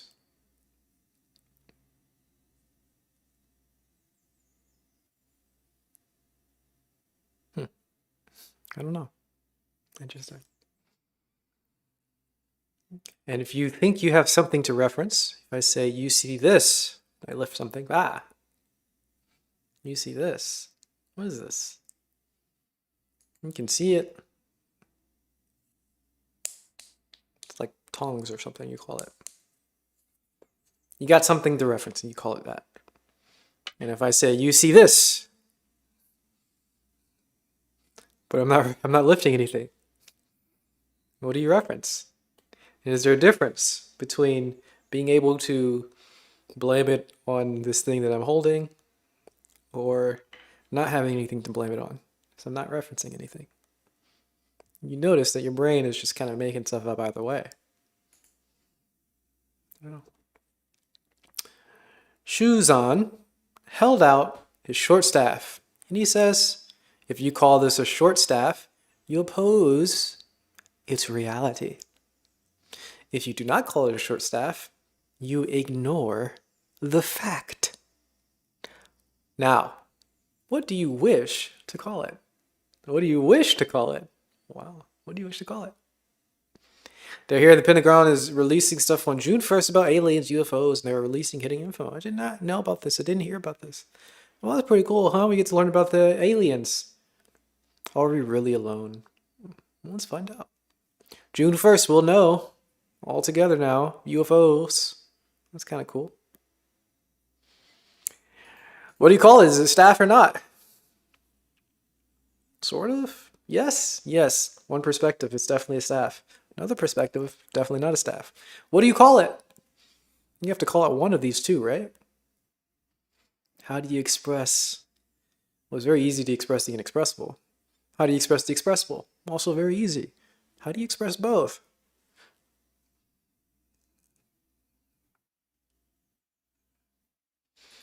I don't know. Puke lemna tene kiring chichena kari segundu sumtumion.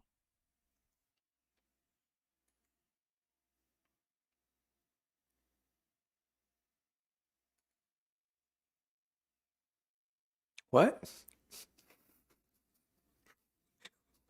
What? That wasn't English, right? That was not English. Fairly sure. Fairly sure. Don't worry. It wasn't English. Even though I changed languages to one you may not speak, nonetheless, your mind will have made a few guesses about what I might have said in that time. What? Yet, it just makes it more, a little bit, a slightly tiny, teensy-winty bit more obvious, right? You get what people are saying, and you kind of blame it. You feel like you understand them. Oh, I get it. I understand those words, and you think you understand it. But then when somebody just doesn't use the right language, you recognize that you don't quite understand. And then you even recognize that you try to understand, and you can put meanings onto it. And it's so silly. And it just makes it so obvious how you're making all this stuff up. You're just making it all up. There's no difference between English and other languages. It doesn't really change. Gaji peribimba glandri lola loni gradori. Gajama grama berida bimba la galandri galasasa laulita lomini. Gaji biribim blasa glasa la laula loni carduzu sasala. Gajama tuffen isam salabin bangligla vovoli mahibin beriban. O katalominai, rinore solla hopsamen laulitomani ho. Gajama, rinore sola la hopsamen, bluku, terulala blaulala lo. Sim, urulala, sim, urulala.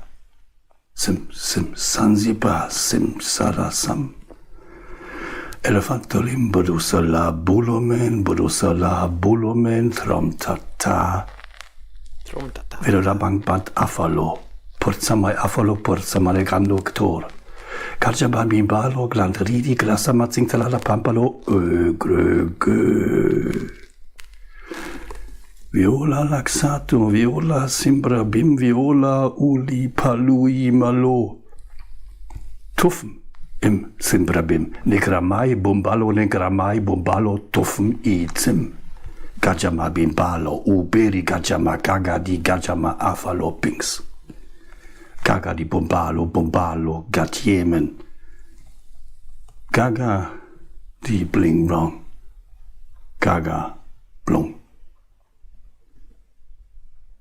Gaji di negaji bidibamba.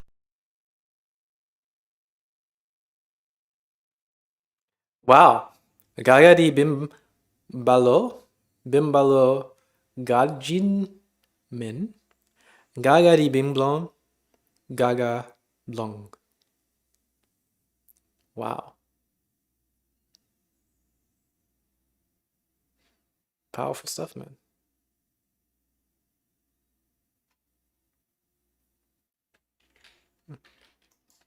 Topic I might have talked on. So all of this is going on in your mind. All of this changing phenomena, inner phenomena and outer phenomena. Outer phenomena is, the stuff that you experience with your sense organs. Inner phenomena is your thoughts about the stuff and how you feel about what you think about the stuff. You see all that? You acknowledge, you recognize that all this is happening in your mind? Where's your mind? Yeah. There is that which we call big mind, real mind, sem ni. Sem is mind, ni is absolute. It is where you think. It's not a place. It's not inside you or outside you. It is infinitely open. Infinite bra. Vitally aware, awake, and lucid. Totally creative. Look at all the stories you're making up about it. All of you. So, this open awareness in all its lucidity, this is your Buddha nature. Meditation is shifting your attention from the thises and that's of life that you're always putting attention on. You're always paying attention to what you think, how you feel, what you see, what you're doing. We go through life upon life doing this again and again. To rest from that with your attention opened up in what is called open awareness. That's meditation. Did this answer your question in any way that worked for you? Other questions?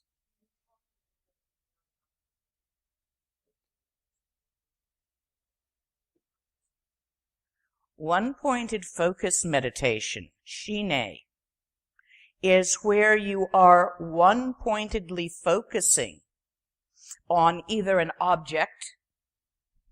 Traditionally, we use a pebble because they're easy to find and don't have a lot of connotations and don't want anything from you. Or on the stillness in which all thoughts, feelings, and perceptions arise. I love the pebble thing. You get a pebble, you sit on it, you absorb what it does, and follow its teaching, and then throw it away. Very simple. Same with tea, you just sit there and drink your tea. It's a nice little object. It kind of sits there. Doesn't ask anything of you, doesn't want anything from you, and it just sits there. You ask your tea, what should I do with my life? What do you do with your life, tea? The tea just sits there. It's beautiful. And you drink it, and it's gone. And such is the nature of you. Such is. I had a discussion with a great Japanese master. We were talking about the various people who were working to translate Zen books to English. He said, that's a waste of time. If you understand Zen, you can use any book. You could use the Bible, you can use Alice in Wonderland, you can use the dictionary. The sound of rain, it needs no translation. You could use blagi doplo e chark win me. Wow. Gaji beri bimba laulita lomini ho trom tata. Yes, you could just say random words. It's all the same. It's all the same. Gaga blong. Gaga gaga gaga. Gaga be bling blong. Trumpf im Sam brabim negram blumblo nagra mai bumbalo trumpf im zim. Zim zim urala.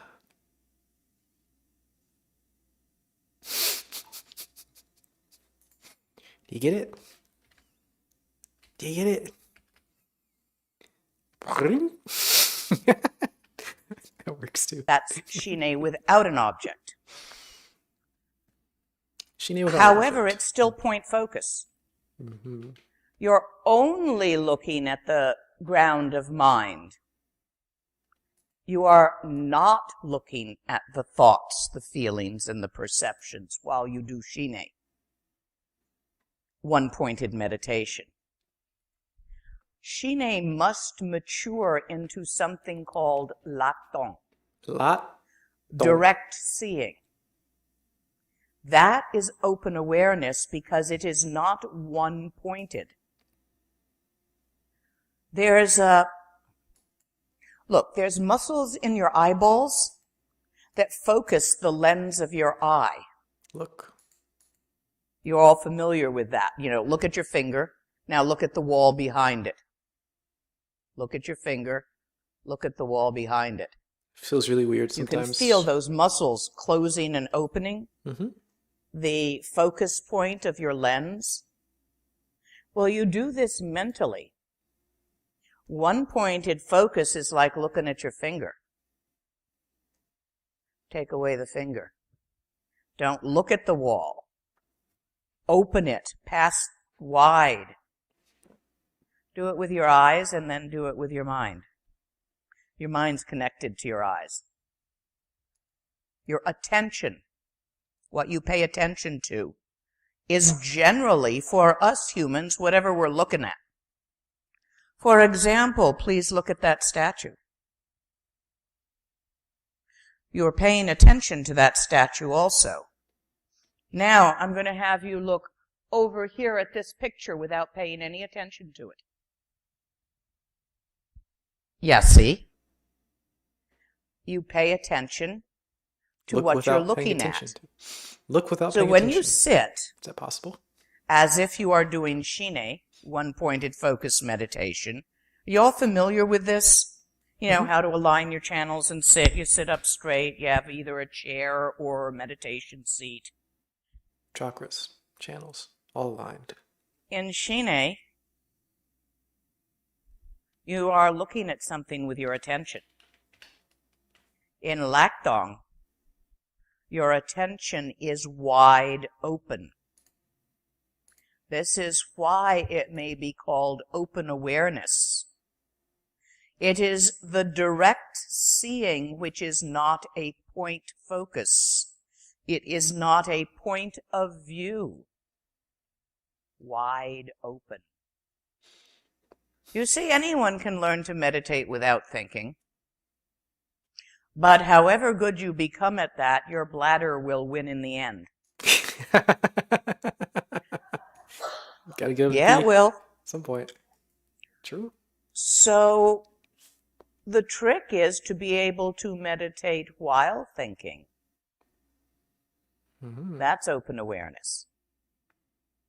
Where you can see clearly your own innate, natural Buddha nature, Dharmakaya nature of mind, in all its vitality, in all its lucidity, clear light nature, without denying or rejecting its creativity, thoughts, feelings, perceptions, all of phenomena, the innate and natural creativity of mind. You don't want to throw that away. Now, admittedly, you have an obsessive-compulsive relationship towards it at the moment, as in you can't stop paying attention to phenomena. That's an obsession. You compulsively look from this to that. Relax and leave it be for a while. Allow your awareness to naturally open. This is what meditation is. It has many benefits.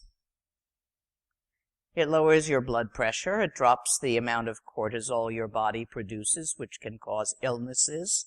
Wow, benefits. And it makes you happy. I like that. And if you do enough of it, you go sane. Which we do have to admit we aren't at the moment. If you think you are, you're faking it. Hey, it's all Yes. fake.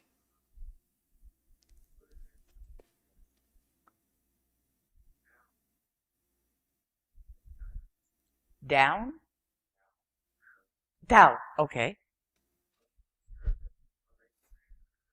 I have not studied Taoism enough to be able to answer that for you, since I don't understand Tao. Yes.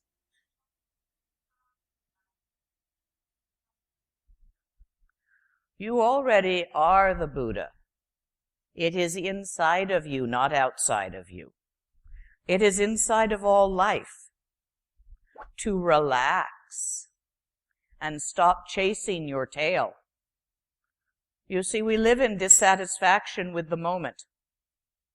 We're always trying to get our ducks in a row, to improve ourselves and our surroundings. Let that be. Just for an hour or two a day. Sit there. Simply develop. Shift your attention from point focus of thises and that's, your to-do list, your family, the things you want, the things you're afraid of, each thought. You know, you always pay attention to what you're thinking.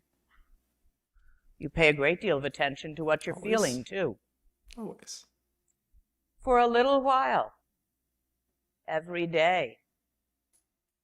Open up your attention so that it is not point focused on what you're seeing and perceiving, or have seen and have perceived, or hope to see and hope to perceive, and all your thoughts about that and how you feel about those thoughts. Shift your attention, open it, and relax into an open awareness that sees both semni, open ground of mind, dharmakaya nature of mind, clear light nature of all life, while allowing the thoughts, feelings, and perceptions to do as they will. Don't reject them, but stop grabbing them. By resting in this way, you will break your habit of samsara. It's just a bad habit. And discover that not only are you enlightened, but you always have been. Me? And always will be. What? Regardless of the idiocy of your personality. Me? Sure. You have disassociated yourself from your experience. So when you see open awareness, you think you're here, the personality, and open awareness is there and you're looking at it. That's point focus. That's a form of point focus. Relax, let go. When you see your own innate Buddha nature, you're seeing yourself. It is the true refuge, and it does not come and go. And someone over here, there you are.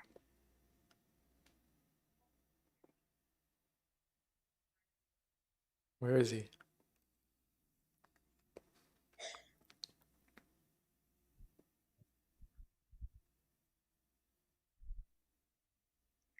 I think you may be going about it the wrong way. You may be trying to live in equanimity by thinking equanimous thoughts and having equanimous feelings. I don't know what the question was. I don't know what that answer was either. You want to be equanimous by feeling equanimity, you know? I need my enlightenment here. Whatever you think is equanimous is what you want to feel, as opposed to recognizing the equanimity that's actually there already. And it's good to develop this sort of feeling of equanimity. I like it personally. I like to develop it myself. It's very good. It's very cool. It's very chill. Kind of by the nature of the name of it, right? But that's not it. It's like the feeling of equanimity is a good representation of equanimity, but it's not the only representation, right? Just like this sort of feeling of love, you know, the feeling in this sort of emotional sense, the feeling. It's a good representation of love, but it's not the only representation. This sort of feeling of equanimity, sort of chill vibes.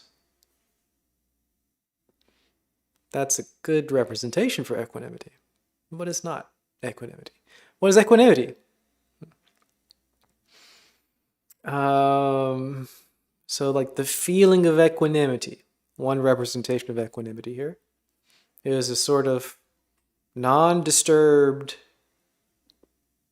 stable, yeah. It's stable, right? It's that sort of undisturbed stableness, stability that's underlying everything. That's the real equanimity. And there are particular feelings that sort of seem to represent that.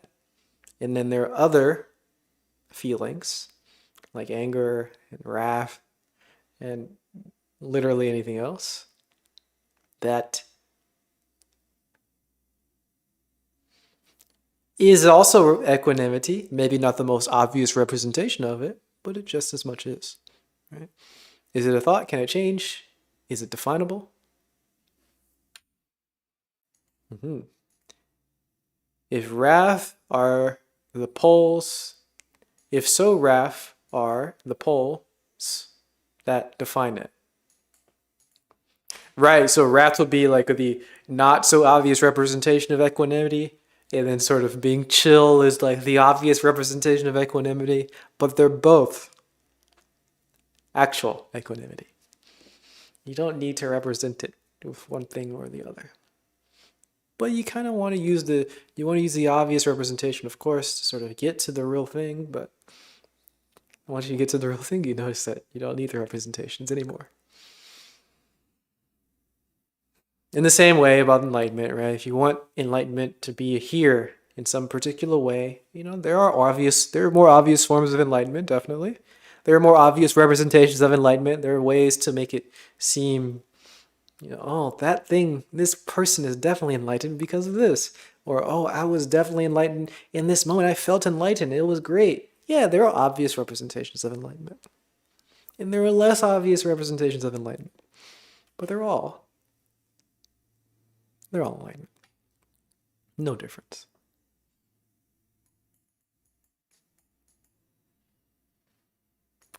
Where lie the poles? Equal means that there's a middle between the two. The equanimous is no two, no equal, no middle, no nothing. The alien invasion has been delayed. Oh no. That won't work. Where are the extremes? They're impermanent. They're affected by your sensory perceptions, and they affect your sensory perceptions. And it's a big bilbla. Do you guys know the word bilbla? Never heard of bilbla before. What is bilbla? Trying to become equanimous and trying to hold this feeling of equanimity is not equanimity. Equanimity, there is no two. There is no middle, there's no extreme, there's no pole, there's nothing. It's equanimous. And everything arises from it. It's what the yarn looks like after the kittens have been at it. Bilbla? It's a Tibetan word. It's a very good word. You might like to keep it. Instead of trying to live in equanimity, rest every day for a little while, sitting there with your awareness opened from all the things that, that bilbla. Instead of focusing your attention on the bilbla, focus it on the ground of mind itself. Open awareness, relax, open the orifice of attention, and sit there for 20 minutes. Later in the day, take another 10. Instead of trying to force your bilbla into the shape of equanimity, and it won't, if you get it there, it's not going to stay there more than a moment because it's moving.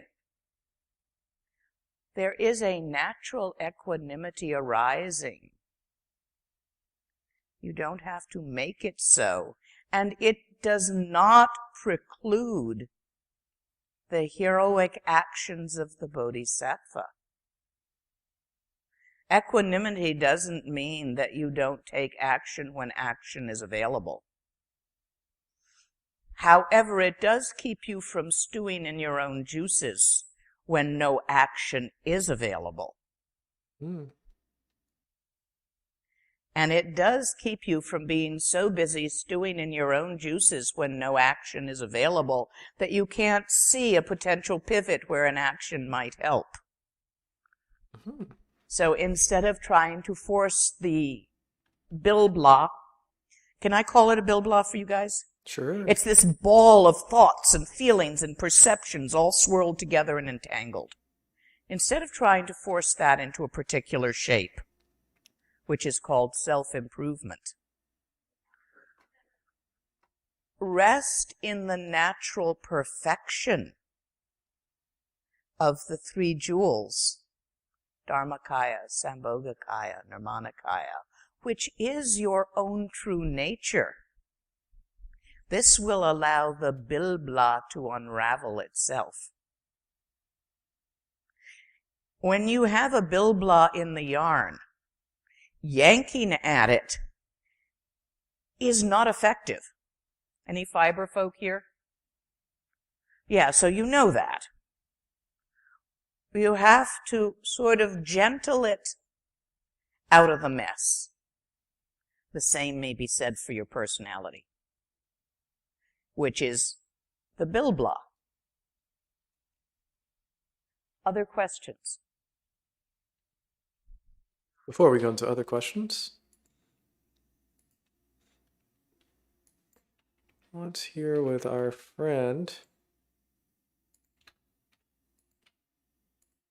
XX Tentacion has to say about the internet.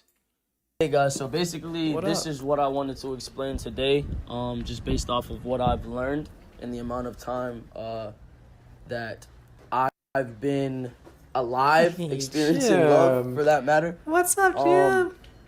Okay, so to understand the other person's nature, understand their patterns, understand how they are as a person is the most important thing, and to have self-love while loving is a very important thing, because look at it this way.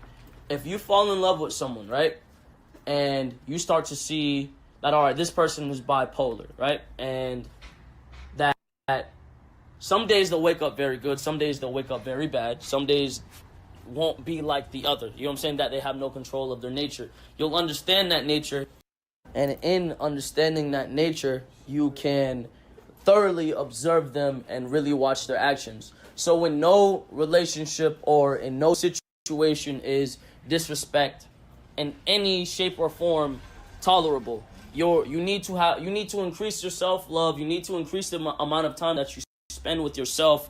Get off of the cell phone, get off the fucking internet, be a person and learn how to love yourself, so that way we can end this cycle of destruction, we can end this cycle of hate, and we can start experiencing more love, and there will be more love in the streets, more genuine love, more genuine care for people. You can't care for someone if you don't love yourself, and really the world can be destroyed in that way. So the only way to really be a better person and ascend into a different light of relationship or love is to love yourself. And I know that sounds crazy, but I left off. I know it sounds crazy. I know it sounds fucking hard. I know it's. Well, why are there so many cuts in this video? I'm assuming this is an Instagram thing. It makes sense now. I thought it was. I was very confused for a moment. It's supposed to be like an Instagram story, right? Lots of Instagram stories put together. Love, man. Love is like dope, right? And apparently if you get away from the internet, it makes it a little easier to feel some love. Is it 3-second loop? Yeah, the video is a 3-second loop, yes. But the vocal, the audio seems to be from an Instagram story. I'm assuming just because it's like, I think like 10 seconds and then it'll be like a very short silence and then 10 more seconds or something. Have I had Satori? It depends on what you mean by that. I don't know exactly what that means, so maybe not. I'm not sure. Sounds tiring, but it's better than really being a fucking like a drone and basically only living in anger and hate and living in regret. Like, don't live in regret. There's no point in living in regret. There's no point in living in negativity. Like, I'm not trying to be some fucking super pseudoscience motherfucker talking about crazy shit. I'm not even talking about religion, bro. I'm just telling, bro, like, you can't even be in a religion, bro, if you don't know yourself, bro. If you can't worship something if you don't know yourself, bro. You have to love yourself. You have to understand yourself. You have to take a second to sit down to thoroughly observe your patterns. Do you move when you don't want to move? Do you get angry when you don't want to get angry? You have to fix these things about yourself. You have to give a fuck about yourself, and that makes life so much better. Like, I'm learning to do it now, and it makes life 10 times better. It makes you feel better. It makes you more tolerable about. All right. So let's look at it this way. This is what I want you to do. You cannot consider yourself a follower or supporter of me if you do not do this. If you do not do this, do not follow me. Do not call yourself a fan. Do not speak to me. Do not comment on my pictures. Let me drown in the hate of the world. Look, I want you to start a journal. I want you to start a journal, and I want you to start writing down your thoughts. For now, write down in your journal, create and evolve. Now, the purpose of creation will be in your journal will be to create different goals for yourself, different things you want to do or different things you want to be, and see and to play with that as a purpose and to play with that as a pattern and a schedule. It will create a schedule to evolve, to evolve, to evolve your current state of mind.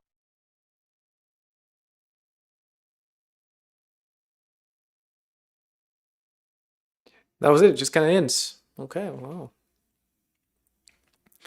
Well, the instruction is to get off of the internet.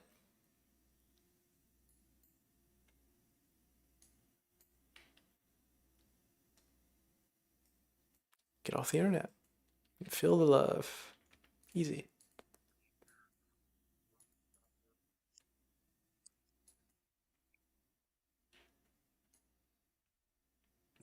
Satori is a bird that leaves no trace. Oh, wow.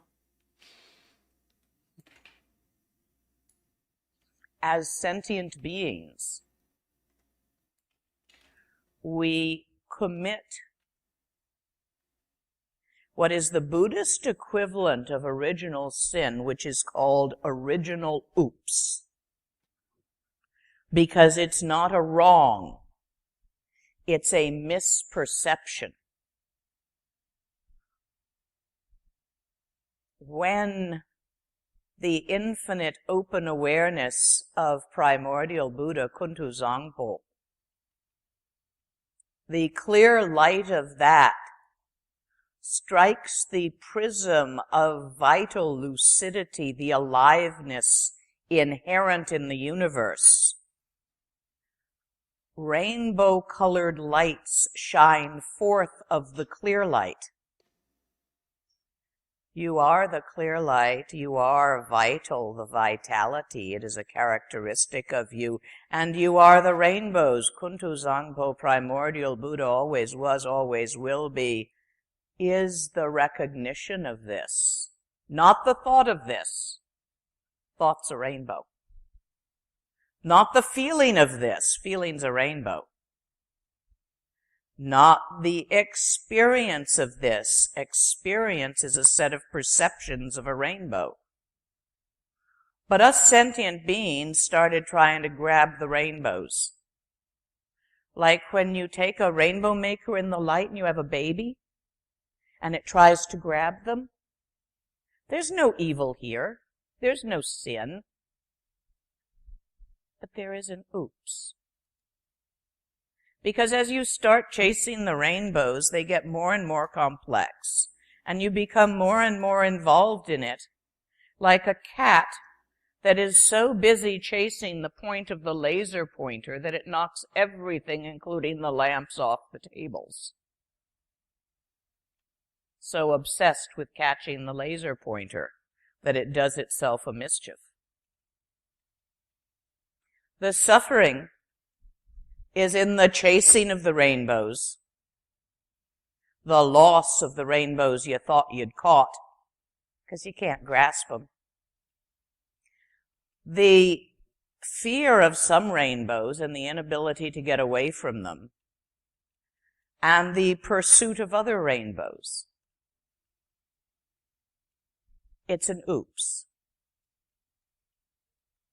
It's a misperception and believing that when you have a sensation of your sense organs, and you interpret it, and then you tell yourself a story about it, and then you have some feelings about that story, that's really happening. You do that, we all do.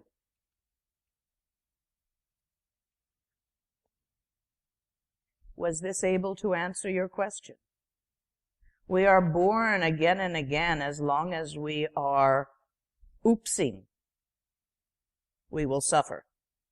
As long as we're chasing rainbows and running from other rainbows and trying to keep the rainbows we catch and not noticing that they're rainbows.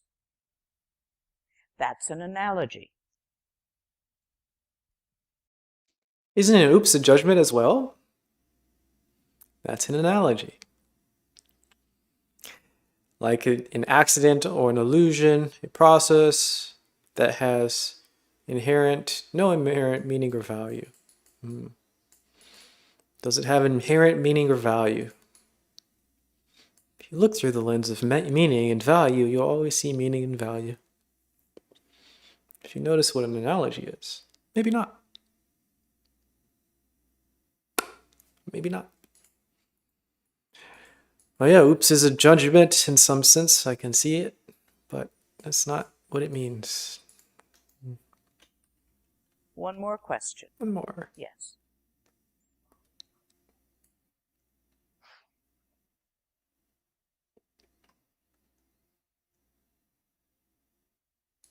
By using method, Bodhisattva, the dance of the Dhaka. You've all heard of dakinis? Have you? Okay, so Dhakas are just as important, but the male Tibetan lamas don't talk about them because they're into dakinis. The heck are Dhakas and dakinis? Dhakas are male. They're the hero, the one who saves. The dance of the Dhaka is the use of method such as mantra, ceremony, song, and action of the 6 paramitas for the sake of others. The dance of the dakini is open awareness. When the method of Bodhisattva comes together with the inherent open awareness, freedom occurs.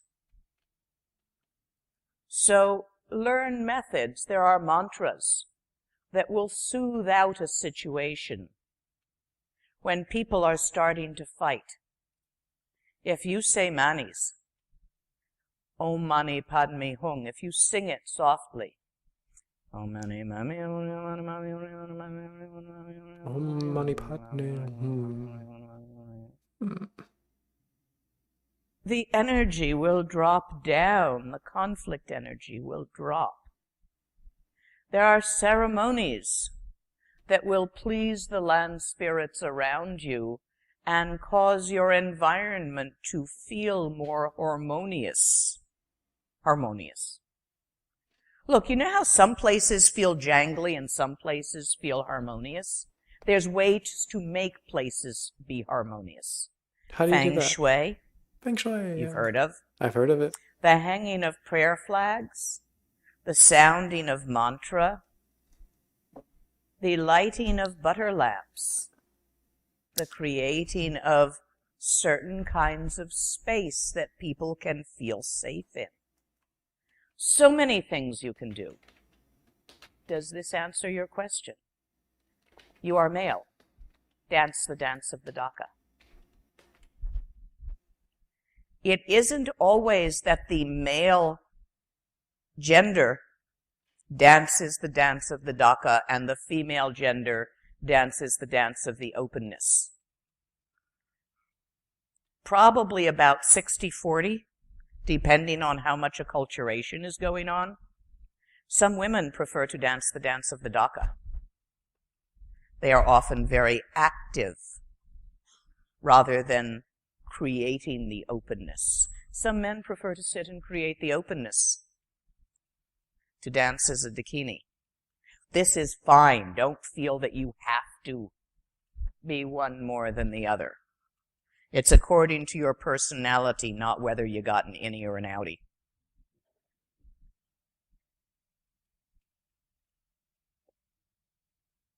And your personality is always changing, so this is also. You really, as the culmination of your practice, need to be dancing both.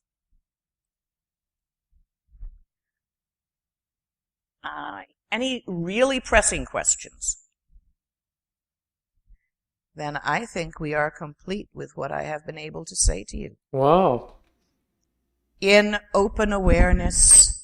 How do you have a both innie and outie? I'd call that In the fourth time, where all beings are all Buddhas. mixy. Is it possible? All virtue arising of the momentary experiences is offered to all Buddhas for the sake of all beings. Double belly button? As it has been done, so it is. Is that possible? Gewandi Nyurduda Che It's possible, it's true. Sala Gopashu.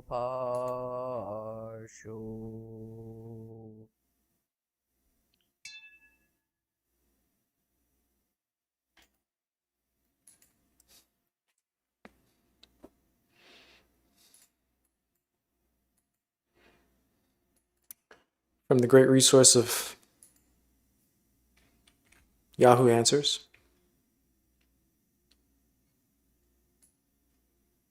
Yahoo Answers is shutting down on May 4th. Oh my goodness. Did you know this? Yahoo Answers. It's a great resource. It's getting shut down. May 4th Eastern Time. It doesn't.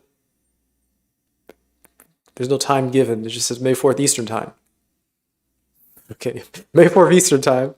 Yahoo Answers will be read-only. Okay. There'll be no changes to other Yahoo properties. Okay. You can find more information. Blah, blah. Wow. Yahoo Answers. Okay.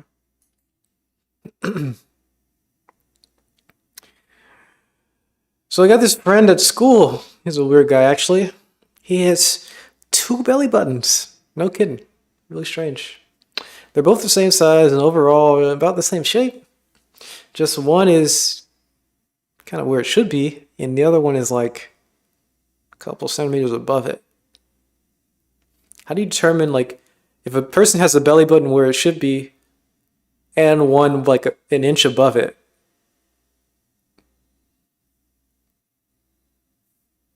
If somebody had a belly button that was like an inch above where it should be, would you notice? It's only an inch. Is there like such a like very like narrow range of the position of belly buttons? I wonder. I guess I've never seen a belly button very high. So I wonder if 1 inch would be enough to like throw off a red flag and make you think that it's too high. The thing is though, the upper one seems to be a bit deeper than the lower one. So the question is, how does he have 2 umbilical cords or 2 belly buttons or something like that? It's kind of strange.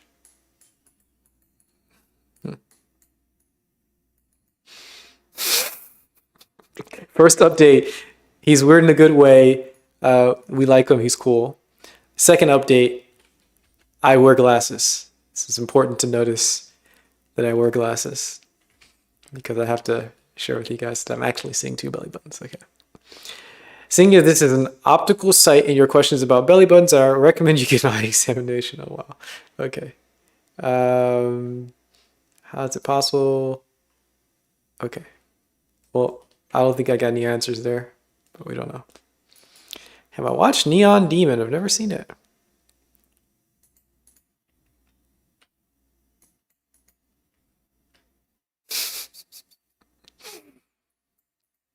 Okay. Equanimity is not having equanimous thoughts. True. Don't think. Okay, guys. I am off for lunch. It's my lunchtime. I'm gonna get some lunch. Frank Yang called it a spiritual koan.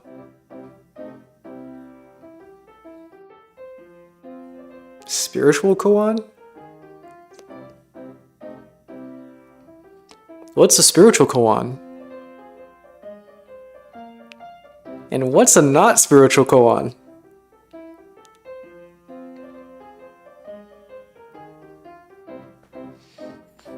Now I'm gonna have to think about that one for a long time.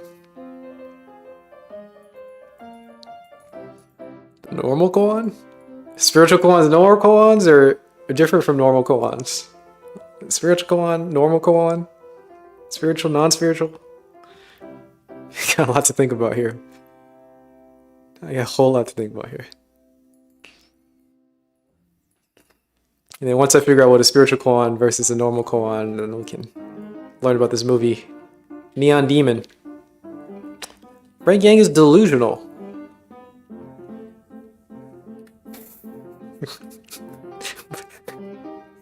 From what definition of delusional are we going with here? It's a psychological horror film. Oh wow. Psychological horror. Well, that's horrible.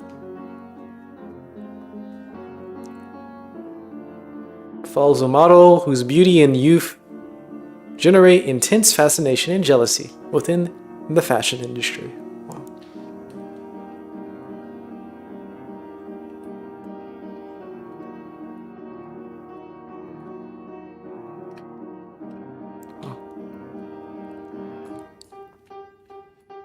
Frank Yang is delusional. No, he's not. Yes, he is. No, not delusional. Enlightened. Not enlightened. Crazy.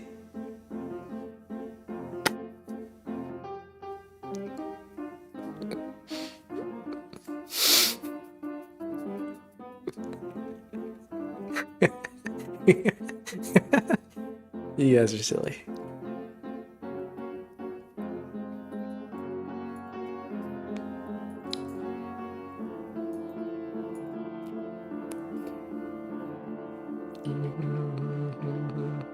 Which one is it?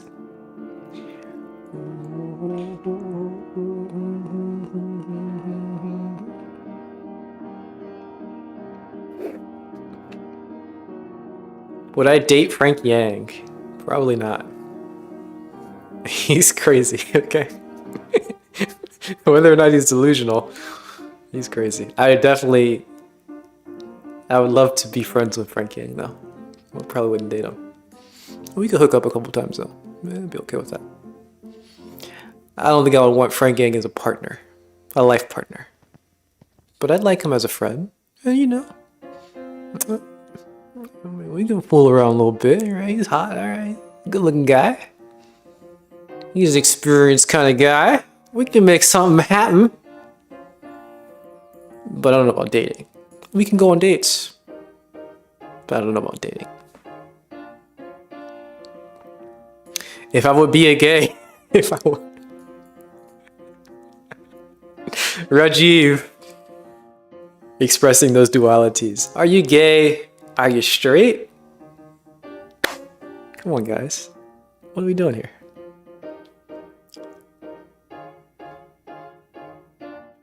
What are we doing here? Gay is a word that doesn't mean anything. Okay, yeah. The non-duality comes back. Okay.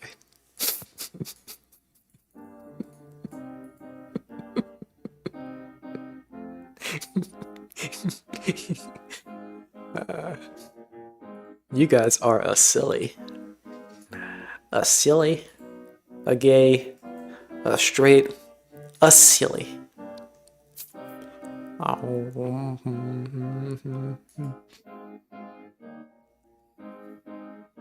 Okay. Gay is a word that doesn't mean anything. Is that so? Is it true? Heidegger said, "The nothing nothings. Please explain." Well, this is nothing, and this is what it does. And nothings, you know, and nothings. And you've got your something, and it's somethinging, right? I've heard your song before, right? Nothing is something, and something is nothing, and nothing is nothing, and something is something. You know, they're all doing the things, and they all do the things. And it's all fun, and it's cool, and it's great. Sometimes you don't want to get caught with a nothing doing nothing, because nothing also does something, and the something also does nothing, and the nothing also does something. I think you get the picture, right? You know this stuff. But the nothing is nothing. It's nothing nothings.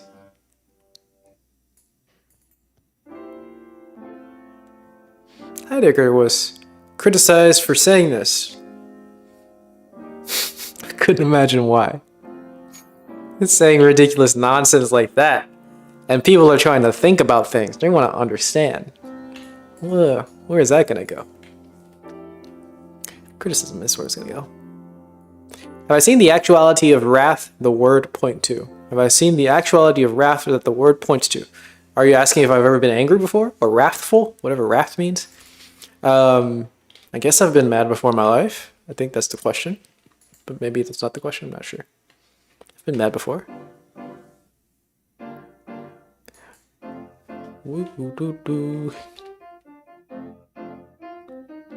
Wrath.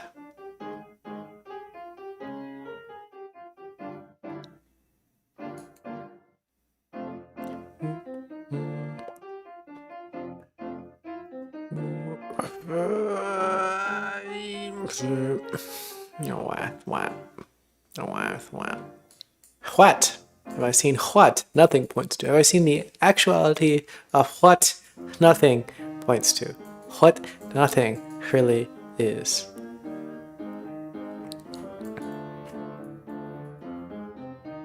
Have I seen nothing? What can be shown cannot be said, said Wittgenstein. Vidi Wittgenstein says, what can be shown cannot be said. Vidi Wittgenstein is very Vidi. Is that so? What can be shown cannot be said?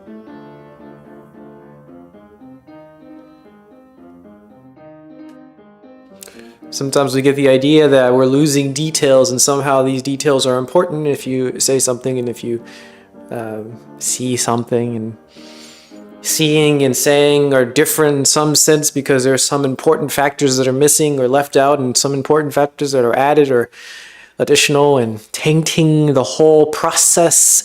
If you think that there is a difference between seeing and saying, and you think those differences are important, then of course you can't see something and say something, and seeing and saying are very vastly different. But that's only if you think that these things are important. You don't have to think that these differences are important. You don't have to think that these additions or these withdrawals or these missing missteps are important. What is added and what is subtracted may not be relevant. So you could say, what can be seen? Only when you start to add things that you think are important that can't be translated is that an issue. or only when you start to think that additional things added when the translation happens is important, and you find issues. Nothing is the only word that makes perfect sense. Okay, you guys are silly. Okay, guys, I gotta go. It's been fun. It's my lunchtime. I have a fun time hanging out with you guys, okay? It's been pretty chill. However, I gotta get some food. And I will be back. Rajiv, are you delusional too? Oh no. Oh no.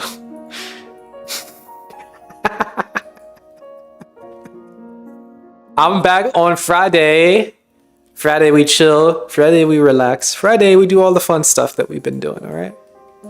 I have this dissociative disorder.